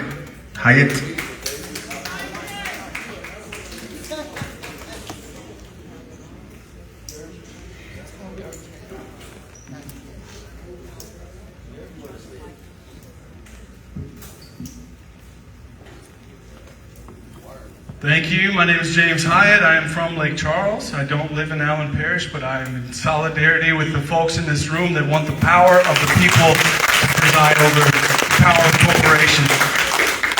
ExxonMobil. 1989, Exxon Valdez spilled oil, 11 million barrels of oil into a pristine environment. That wasn't supposed to happen.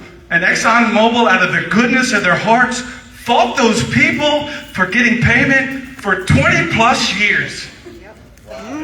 ExxonMobil in Baton Rouge hasn't paid taxes, hadn't paid their, because of the industrial tax exemption program, hasn't paid taxes to the amount that they owe, that would fund teachers, that would fund the roads, that would fund the drainage, that would fund all the things.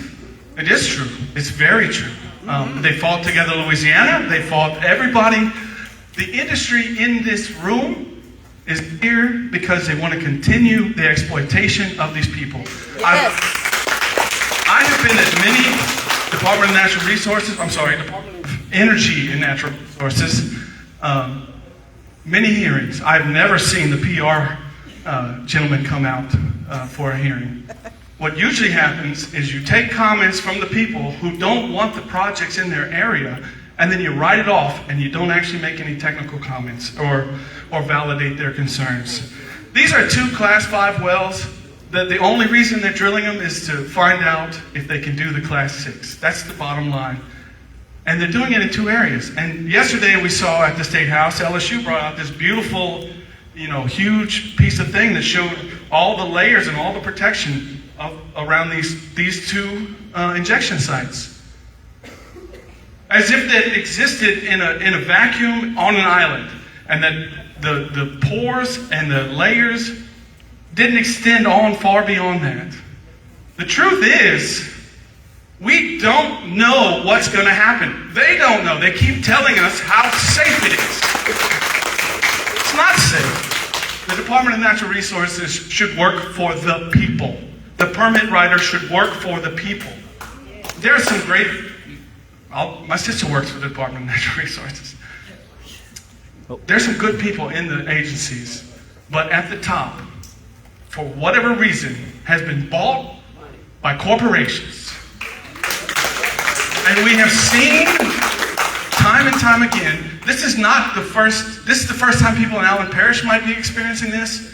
This is not the first time the people of Louisiana have voiced their concerns over what's happening in their neighborhoods, under the ground. We saw the current governor fight the EPA to try to stop Dinka from polluting an entire community with carcinogens. There was a remark about, this is not just going to be carbon. That's true. There's going to be H2S and some other waste. And I promise you, if Exxon was so good and such a great neighbor, that they provide more information about what they already have that already exists, but they fight air monitoring every time they can. And they bribe communities by giving chump change. Fractions of pennies on the dollar of the taxes they actually owe for the property that they own. They don't care about you. At all. They don't. And so for the permit writer, who's going to have to approve all this and go through this entire list of comments from the public, you could do the right thing. You could stop this stratigraphic well. Let me get to the technical piece because I think that's important. None of us have actually said that. What are the alternative sites that these two sites, why do they decide on the sites that they are? Because they have relationships with the landowner, the large landowner already? Yes. One of these is close to a school? Yes. Close to people's houses? What about the noise of this Class 5 well by itself? What about the vibrations in the people's homes? What about any of that? What is the protection for the people behind those things? None. Without the detailed hydrogeological studies, stronger groundwater protections, meaningful public input besides when you get done with the permit and now you're asking public to comment on this, you haven't engaged with the people. The state should pause approval, they should straight out deny approval until the updated science is gathered. LSU just started the CCS blah, blah, blah. Why are they starting it now? At the same time, there was a Class 6 well permit hearing in Cameron Parish next Monday. I hope to see you at that one too. It is beyond ridiculous to see a state completely co-opted, its agencies at the top, the DEQ, the DNR, all bought out by corporations from elsewhere that don't care about the people. We saw that yesterday. And I'll leave you with this. You know, we all get this one life on this earth. My life is just as precious as yours. Yes. The people in Cancer Alley, the people in Cameron Parish, the people in Calcasieu Parish. I used to work at a refinery for 10 years. My dad retired from a refinery. My grandfather retired from a pipeline company. Y'all could be much better neighbors. Y'all fight to keep the almighty dollar in your pocket over the lives and livelihoods of the people of Louisiana.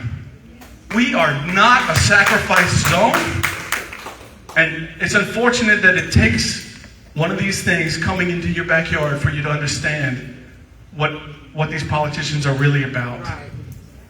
You know, and I believe that the solidarity and the unity that is being brought up because of the backroom good old boy deal system that does not look out for the people, it's going to go away because people are rising up and we've had enough. And I'll leave it with that. Enough is enough. Thank you. Next speaker is Desiree Lemoyne.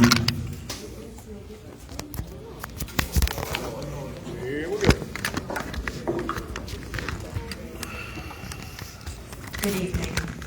Thank you for your attention to this important issue about carbon capture, utilization, and sequestration.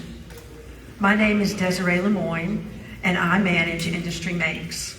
Industry Makes is a 501c4 that was established to support industrial growth in Louisiana. I am from Louisiana, and I too have lived here all of my life. I am here tonight to show support for the science of carbon capture, utilization, and sequestration, or CCUS. Just a few facts about CO2 that I'm sure we already know, but I would like to clarify. CO2 is an essential element of life, as we have heard before, and is one of the most common gases in the atmosphere. It is used by Mother Nature to regulate the Earth's temperatures. CO2 is not flammable. It is not explosive. In fact, CO2 is used in fire extinguishers to relinquish fires. The basic idea of CCUS, capturing CO2 from the atmosphere, was first suggested in 1977 by using existing technology in a new way. CO2 capture technology has been used since the 1920s for separating CO2 found in natural gas reservoirs. The first carbon capture plant was proposed in 1938, and the first large-scale project to inject CO2 into the ground launched in Sharon Ridge oil field in Texas in 1972. According to the International Energy Agency, more than 30 million tons of CO2 is captured from large-scale carbon capture, utilization, and sequestration facilities every year, with over 70% of it being done here in North America. Once you have captured carbon, you have two choices. You can sequester it in the ground, or it can be sold to other industries for alternative uses, which is the utilization part of the CCUS. Due to the sheer quantity of CO2, the world cannot use enough of it and must look to sequestration. So why Louisiana? Because Louisiana's geology is perfect for it. With the interactions of the rivers in the Gulf of America, over the years, they have produced thick sand layers. With the river's movement back and forth, these layers become covered with shale.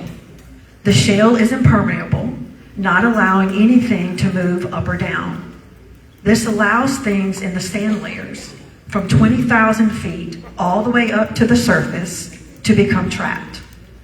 This layer cake approach makes Louisiana's geology perfect for trapping CO2, just like it is perfect for trapping oil and gas that Louisiana's economy has been dependent on since it was first discovered in Louisiana in 1901 in a rice field in the Mamou Prairie in the community of Evangeline near Jennings. Did you know that Louisiana is the #1 producer of hydrogen? Hydrogen that produces ammonia, that is a component part for fertilizer, that is shipped throughout the United States and the world. Louisiana is the #1 producer of liquefied natural gas that is shipped throughout the world. Louisiana is the #2 refining capacity and fuel production that is shipped all over the USA and the world.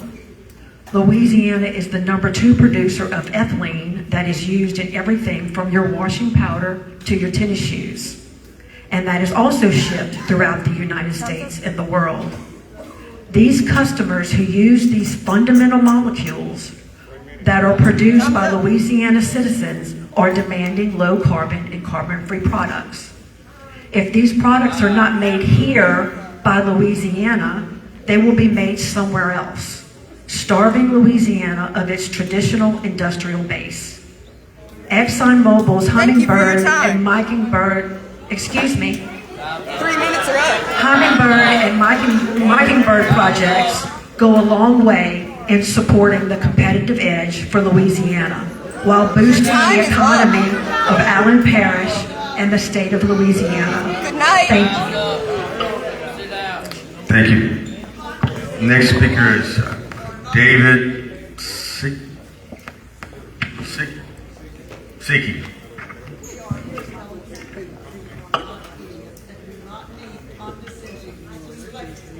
Thank you.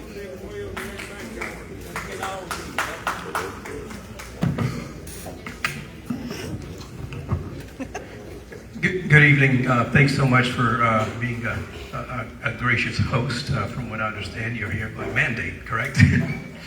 Per a requirement. But I'm here. I'm very honored to be here at the request of our tribal membership, especially a large group of our tribal elders.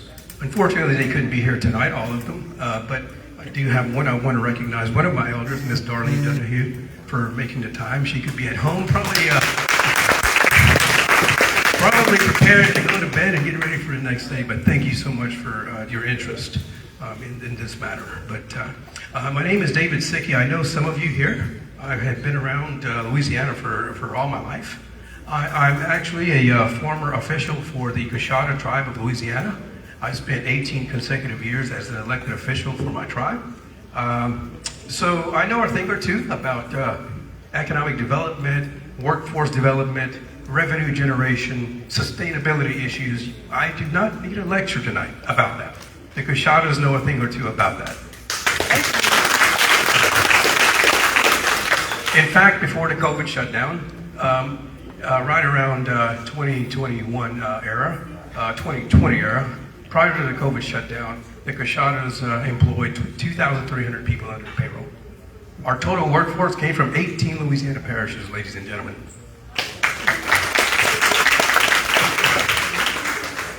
And this is a tribe that numbers less than 1,000 people. Right here, 8 miles from here. And so my late father Ernest was responsible for federal re-recognition in 1973. And in June, we'll be celebrating 52 years of official re-recognition. But my hope and prayer, and I hope you share the same feeling, is that I hope that my tribal people live to see 75 years of prosperity. Yes. And my hope and prayer is that they'll live to see 100 years of tribal prosperity. And guess what? I don't need a lecture about what a good neighbor is. The Cushatas have been good neighbors throughout the course of our history since first contact with the Europeans in 1540, for thousands of years. We know what a good neighbor is. We know what it means to collaborate. We know what it means to work together collaboratively, but also transparently. I'm all about economic development, ladies and gentlemen. I want to create more jobs. I want our tribe to diversify beyond gaming, using those resources from gaming.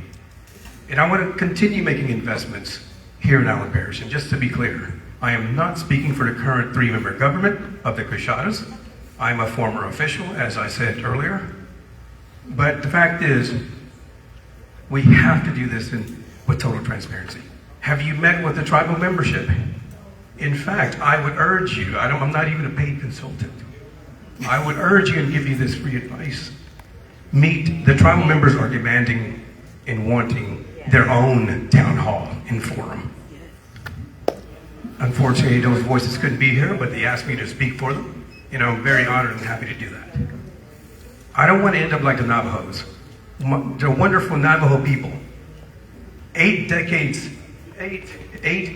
years later, the Navajos are still cleaning up from uranium mining. They're dying from cancer. Their water is contaminated. Those wonderful Navajo people are so resilient that they're pushed beyond all of those challenges.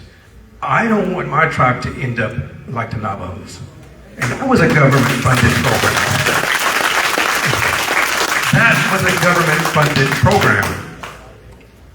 So again, the point I'm trying to make is that there's 960 members in Elton, Louisiana, 8 miles from here, hoping and praying that you do the right thing. Let's do this in full transparency. Yeah. If you believe in ethics, which I saw on your website on the car right here, you adhere to the higher standards of business excellence and ethics. I even screenshotted it. Please, I hope you really believe that and abide by that. Because again, there's only a small number of us, 960 members of this tribe. We cannot afford to have any risk creep into our life. Our lives depending on your honesty and your transparency. That is what I'm encouraging everyone. I don't have any plans to leave Louisiana. I don't have any plans to leave Allen Parish. But again, my hope, my prayer is that not to be paralyzed by our history, but to be informed by our history. Because I believe, in closing, ladies and gentlemen, in summary, I believe that the Coshada people, the Native Americans, who withstood the test of time, warfare, disease, encroachment, failed policies of termination and extermination and forced removal, I believe that the Native Americans have their duty and the drive and the tenacity to preserve, protect, and save planet Earth. Thank you. Thank you, sir. Next speaker is Diane James.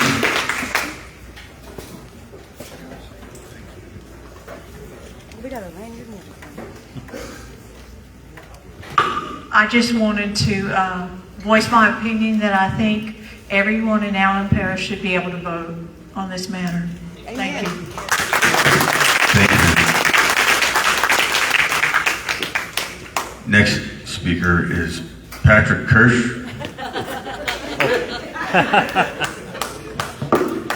Well, I'm fairly new to Allen Parish. I've lived here for the last 6 years, I believe. I come from a small community called Roberts Cove, Louisiana. Within that community, there's a small area that's called Humble City. Humble was the parent company, if I'm correct, of Exxon. My address is 3829 Roberts Cove Road, right in the middle of the old Humble City. One of the first wells in the state of Louisiana was drilled there by Humble. Right now, I believe the last well was drilled back in the mid-70s to the early 80s.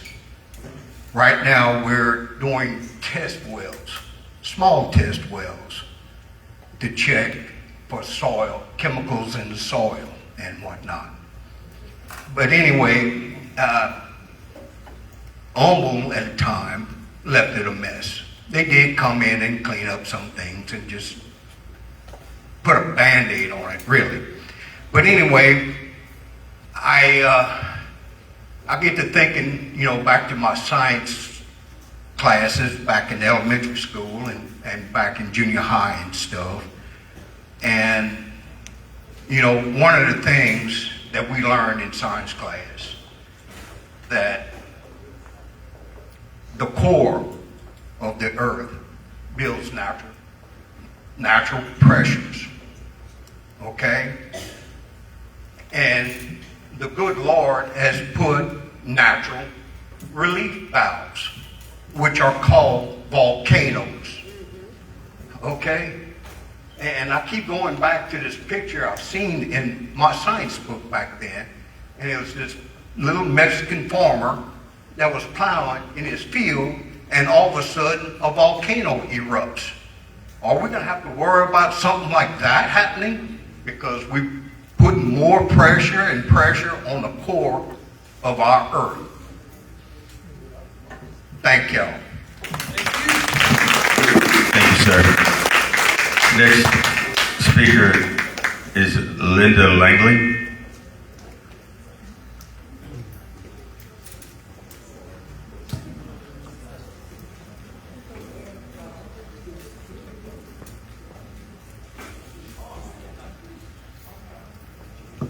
Thank you. It was my great pleasure and honor to go to Baton Rouge yesterday, where I was appalled by the way we were treated. I'm not native to Louisiana. My accent doesn't give me away until I say a few words, but I've been here 40 years. My late husband is a member of the Coushatta tribe, Burtney Langley. And when I was asked to join the CO2 Alliance, it was because Burtney would have stood up always for all the people. He remembers what it was like growing up when the tribe had nothing, when the minorities, the darkest chapters of Louisiana's history, we saw it repeated yesterday. It was horrifying. Our right to vote taken away. And much of this would be solved if you would situate the wells. Give us the right to vote. It's wanted some places and not wanted others. That's local option. But I want to say this about when Al Gore said something is a scam and it's not green, it's time to quit calling this a green project. This is all about the money, the 45Q tax credit. And we saw big money mock us yesterday, insult our children, belittle us in the hallways, and tell us we are not only inferior, but unable, uneducated, worse than ankle biters. And that's not the Louisiana I have come to know and love in 40 years. I've read the studies, I've seen the possible risks, but even beyond that, I want to say one thing. Most people don't know this about me, but I'm actually the child of a Holocaust survivor. My grandfather was a very prominent physician, well loved in the community in Austria. And one day he woke up and the laws had been changed. And we have his paperwork. It was stamped with his crime of being the wrong person in the wrong place at that time. And his property was taken away in a single day. Every right, he was imprisoned. And by the grace of God, he got out and got my mother and my grandmother out from that horror show that happens, that begins with the loss of the right to vote and the right to exist. Call it economic development, but we know that money's not coming in our parish. The poison is, and the after effects of being denied our basic constitutional rights. There is no gloss you can put on that that's worth it. And I said this yesterday, my grandchild is a member of the Kushana tribe. He goes to that school on the reservation, and you cannot convince me that anyone can get to him in time to save his life, as you said. And I will say this about the CO2 Alliance, that when we began asking questions, we said, where's the seismic data? And within 2 weeks, they came out asking to do seismic studies. They planned this without even investigating what we have here. So I would urge you to consider our voice. If you're the only people in Baton Rouge that do, hear us and vote this down. We don't want it. Thank you. Thank you. Next speaker is Joe Manuel.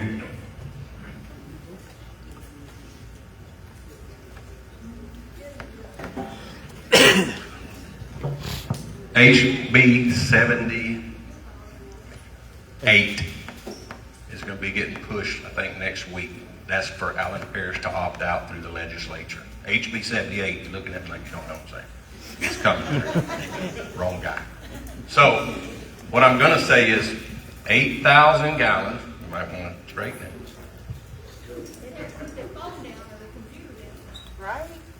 You don't know.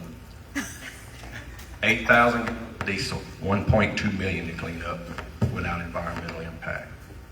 Mr. Carr, what's your name, sir? You writing. I don't think he's here right You made a statement earlier that this parish is going to make tens of millions of dollars. You are a speaking representative of Exxon on the record saying this parish is going to make tens of millions of dollars. On the record, you stated as a spokesperson for Exxon tens of millions of dollars.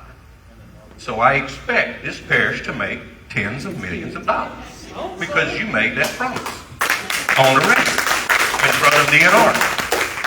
You made that record. Did you not? And you can guarantee this parish tens of millions of dollars on the record. I'll give you the mic. Sir, please. I'm being right because it's on the record. The reason I'm bringing this up is because DeWitt Carrier pushed with everybody else because they were promised money for this parish by Exxon, by John, which no longer works for y'all, by the way. He moved on. Oh, yeah, he don't work for no more. Money that they was going to give this parish, tens of millions of dollars.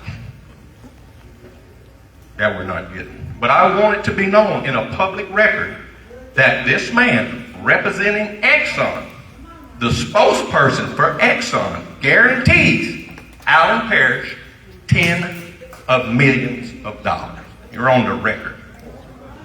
Now, DNR. I know when y'all look at a bill, if anyone is giving false information off of a company, that reflects towards that bill. You can't have trust in that company. So I'm asking you to defer this bill, this permit, until they clarify his statement. Because he is misleading. He is misleading the parish, which is what they did to DeWitt and the rest of them. That's what they did. They promised money. And jobs. That's the only reason, and job, but let me tell y'all about the job. So let me tell you how a well works. There's a thing called a PLC system. It's called ladder logic. I work on it. That you can take 10 wells with PLC systems. You know what I'm talking about. I can put a person in Mississippi communicate with all 10 wells. You know what I'm talking about. I know PLC systems. I can run a city on a PLC system. Hell, they do houses with them now. 1 or 2 jobs. Wow. Tens of millions of dollars. I'm saying it again. You guaranteed it in a public forum. Tens of millions of dollars. And I'm going to hold you accountable, and I'm going to hold DNR accountable to justify your statement. I'm done. Anytime.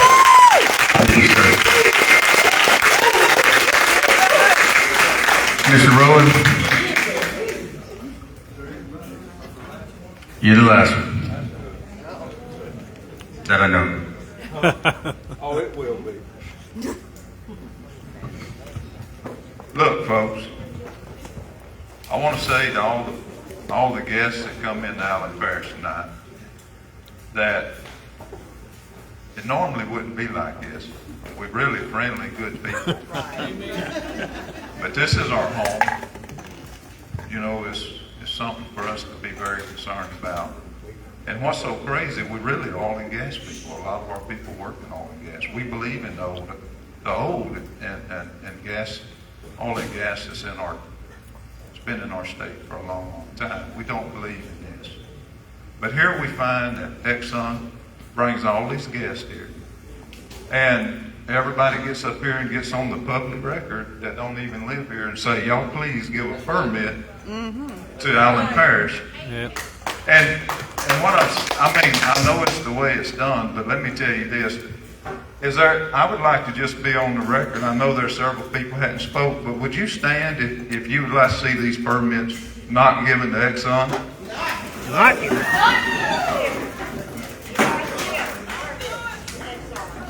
I don't see a guest that's standing, but I see most of our local people standing. And you know, the thing is this. You can sit down. I'm just trying to say, look, if these guys are going to come in on parish, and I do like Patrick out of all of y'all. I do. Patrick takes a lot of abuse. It's a tough job, Patrick. But look, we're not bad people, but we're mad. And we're worried. And this is our home. That's being, you know, they say neighbors, but they really like intruders. Yes, right. That makes a difference. That makes a difference. You know, just like this in front of everybody tonight, the pipeline guy. I trust oil and gas. I do. I do. Ain't that we hate y'all, we don't. But you know, we have a pipeline that's in the south end of the parish right now. 11-year-old pipeline. That was Denbury Line.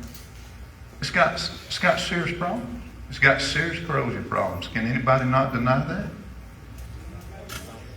You'll deny it? Has it had any leaks? On the record. Has it got corrosion issues? Wow. Well, I think we need to make sure that what he said, there's no problems on that line that's already in the south end of our parish, and we'll make sure that's on testimony. But what we're trying to do is protect our communities. And you outsiders that come in here, you know, getting on the public record and forcing this on us, it's just really wrong. So I sit and come across the table. You bring all these people yesterday, it'll take them 3 days to fly all them people back, all them lobbyists. But anyway, look, I want to say this. If it wouldn't be for this, we'd be friends. We'd be Louisiana. We'd be friends. But we're not friends. We're not going to be for a while. And I appreciate y'all being patient. I want you to know that. This is tough for everybody, okay? We appreciate y'all. We appreciate y'all for giving them extra minutes and our people, especially our people, because we haven't really had a chance in an open setting like this to really let everybody know our concern. And let me tell you, there's 3 or 4, I think, in Allen Parish so far Let's for this. But I promise you, the majority of the people of Allen Parish, Vernon Parish, Beauregard Parish, and Jeff Davis Parish don't want this in our homes. Amen.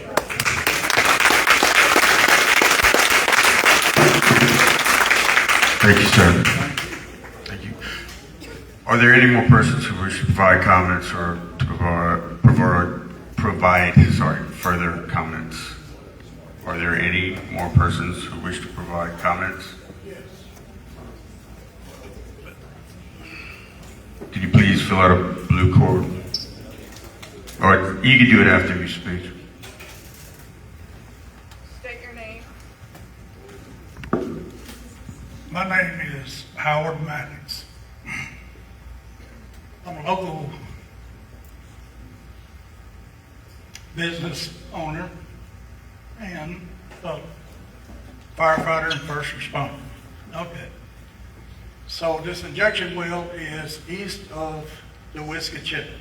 I own and operate Whiskey Chitter Canoe Rental. Suppose we had a catastrophic event happen to a pipeline, which the kill zone is 1 mile wide. If we sustain a an east wind going across the creek, everybody knows CO2 is heavier than air and it goes to the lower parts. What we're going to do, how are we going to get these people off the creek? Something to think about.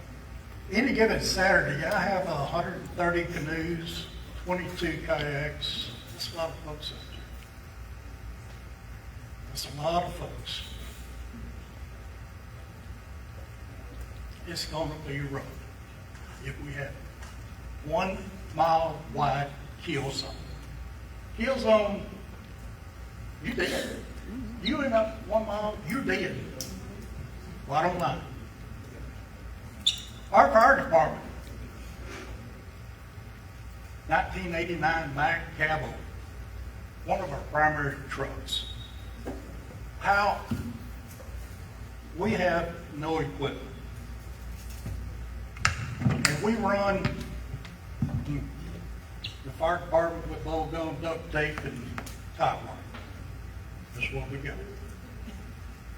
And it's just not good. We don't have the facilities, the equipment to handle any catastrophic event that may happen. Thank you.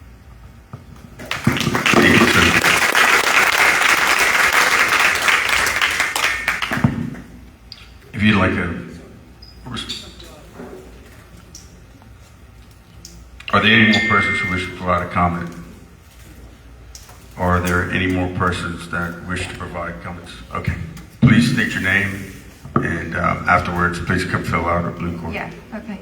I'm a member of press, so I'm just basically stating concerns that I've heard throughout the meetings that I've covered. And talking with the various engineers and scientists and the research I've done just to write articles on this stuff. And one of the strange things is kind of the contradictory way the process has worked, because it's supposed to be about, lowering our carbon footprint, but yet all of it's concentrated in Louisiana, so it's not like the whole country is taking on the same responsibility that our state seems to be taking on, because it's become more of an industry. It's become more about the money than it is about lowering our carbon footprint. And one of the other concerning things, speaking with the risk assessment team and Oxy's engineer, was that the amount of wells proposed in Louisiana is unprecedented in the entire world, which means the amount of CO2 that's being proposed in Louisiana is unprecedented underneath a highly populated area with, serious risk to livelihood if it gets into water. Then you have the other issue of what makes Louisiana so desirable for this industry that has not a single example tested.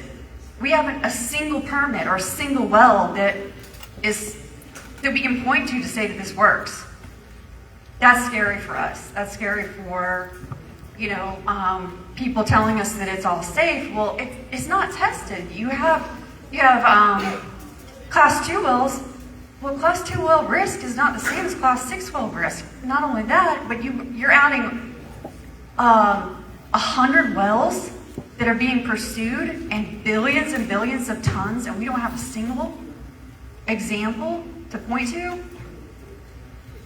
Sorry. And then not only that, but the formations, the underground formations that are so desirable are porous, meaning that increases the unpredictability of a mobile and buoyant element of CO2.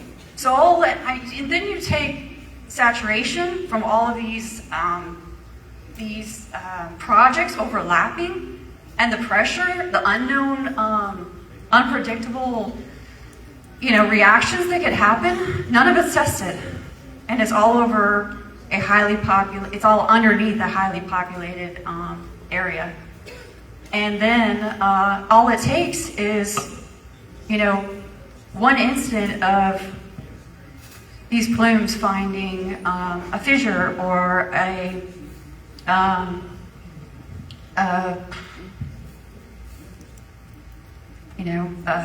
pathway, a well, or God forbid, we have shifts underground that cause, cracks that it can come through, and then we have so much buried. They're literally called tombs of CO2. Why does it all have to be in Louisiana? Why can't we spread it out if it's so globally responsible? It's because of money. And so the process of taking our rights, our property rights, and then devaluing where we live with infrastructure. What about zoning, industrial zoning and agricultural land? None of it makes any sense. Not to mention that, you guys follow the EPA and don't share any of the information of what's really going on. The scientists that are doing risk assessments don't have access to the details of the project. Oxy won't even say where their source of CO2 is going to come from, because they don't want anybody to know that they're going to be putting CO2 pipelines all through our parishes. So they come in and they say, oh, it's going to be an economic boom for 1 year. It's going to be economic boom. Well, what's the economic fallout when you have all these businesses with all this demand and they start expanding or improving and blah, blah, blah, their infrastructure, and then it's gone? They're worse off because they're probably going to go bankrupt because they've started financing all this stuff. So there's a lot of issues that aren't being addressed. I mean, all of us, yes, we're afraid of our livelihood. But there's a lot of concern about just the sheer volume that's being proposed in Louisiana and the uncertainty and unpredictability of this particular element of CO2 that billions and billions, we don't even have a single example. We don't have a single well tested. And I feel like legislators should slow this process down and test something where it wants to be tested before you put it into parishes that don't want it.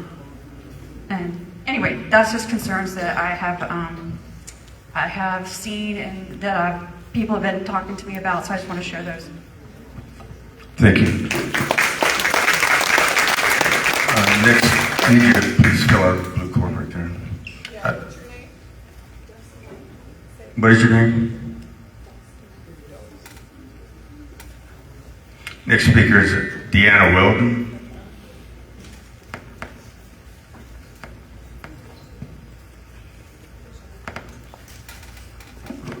I have a real short. I just want to say that my name is Deanna Weldon. I'm from the Fairview area here in Allen Parish, and my family has lived in Allen Parish for generations. And I'm worried. I'm scared of what's going to happen to our water, what's going to happen with our land.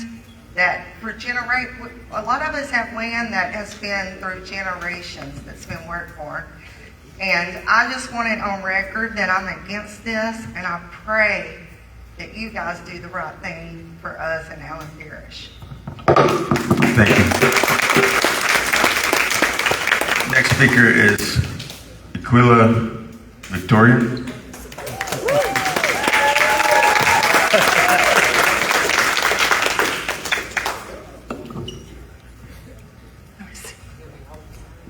I have a lot of concern about the CO2, and a lot of people have addressed it. But I want to leave y'all with these thoughts.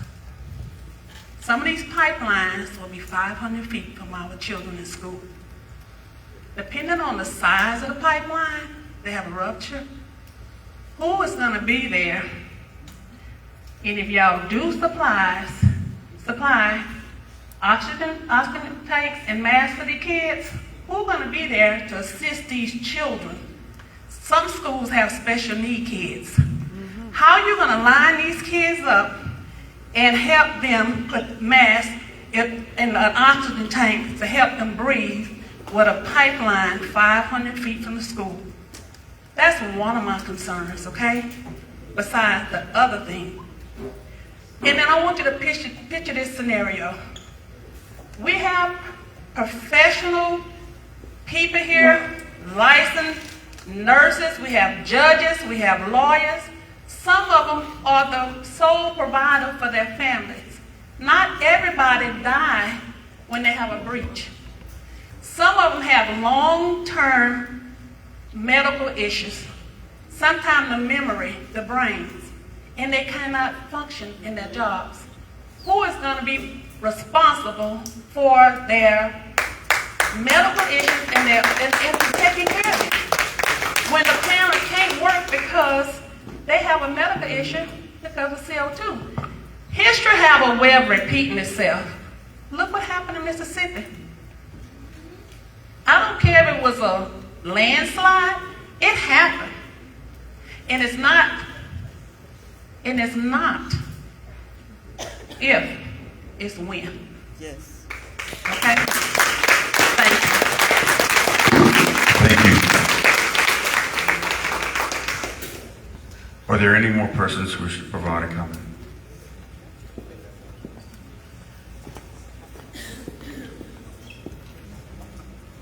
Be sure to state your name, please. My name's Eddie King. I live in Reeves. I want to know on this deal there. My comment is we had a lot of talk from the outsiders and everything else, gas companies and their representatives behind them and everything. Let's put one of these wells in their backyard and see if they get mad and do like we do. Which I tell you right now, they won't do it. They get mad, just like everybody in here is going to do. So, what's the deal? I can see that representative right there for ExxonMobil with a well dug in his backyard. He'll like that. This man right here, he'll like it. So let's put one of these wells in their backyard and see what we can do with that. That's all I got to say. Thank you, sir.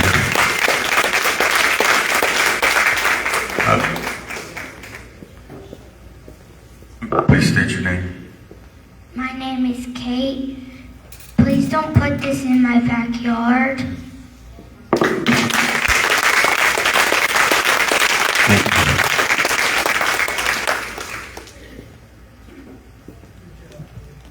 Good job. Are there any more persons who wish to provide comments? Are there any more persons who wish to provide comments? Are there any more persons who wish to provide comments? My name's Gerard Shirley, and one thing that not a lot of people said is that oil has been here since God made it, and you can have the science behind it say that. But carbon that you're going to put in the oil, that you're going to pressure down there, that's going to erupt, that it has a science behind it, that it could make earthquakes and all that. So you're going to erupt it instead of basically what I'm saying is it's more of a chance of breaking because it's more. It's not natural. Trying to put this fair way, but you're going to have a higher percent of the rocks breaking because the oil had no pressure to it, but the carbon's going to have pressure and it's just fair. So, thank you. Thank you.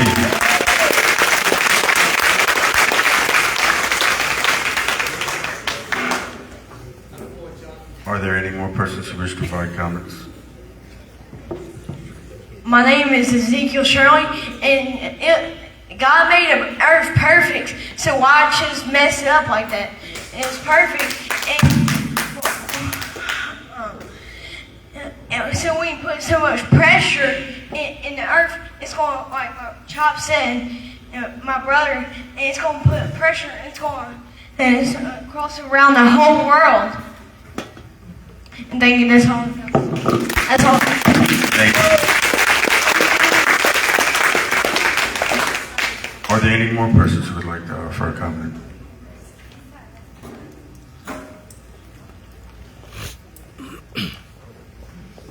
Please state your name. Dylan Weldon. Make sure you fill out a blue card when you finish. I will. I also like these folks coming and telling us dumb rednecks what CO2 is. Yeah. We appreciate that. You know, most of us, we come from poor folks, as fella said, poverty. I guess that's true from way back in the day. A lot of our people were exiled here and sent here and lived with the native folks. And our ancestors saw that history unfold. People like this come down and with the government and money and telling them where they needed to go, and now they're telling us what we need to do with our land. Telling us what's best for our environment that we've lived in for generations. I think we know what's best for our environment because we lived in it. And I just want to say that, so thank y'all.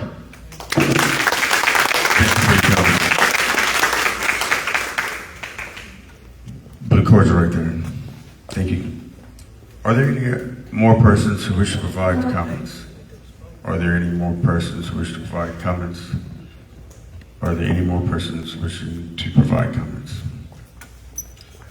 As it appears that no further speakers wish to provide comments, I will proceed to adjourn this hearing. I would like to thank everyone for attending and participating.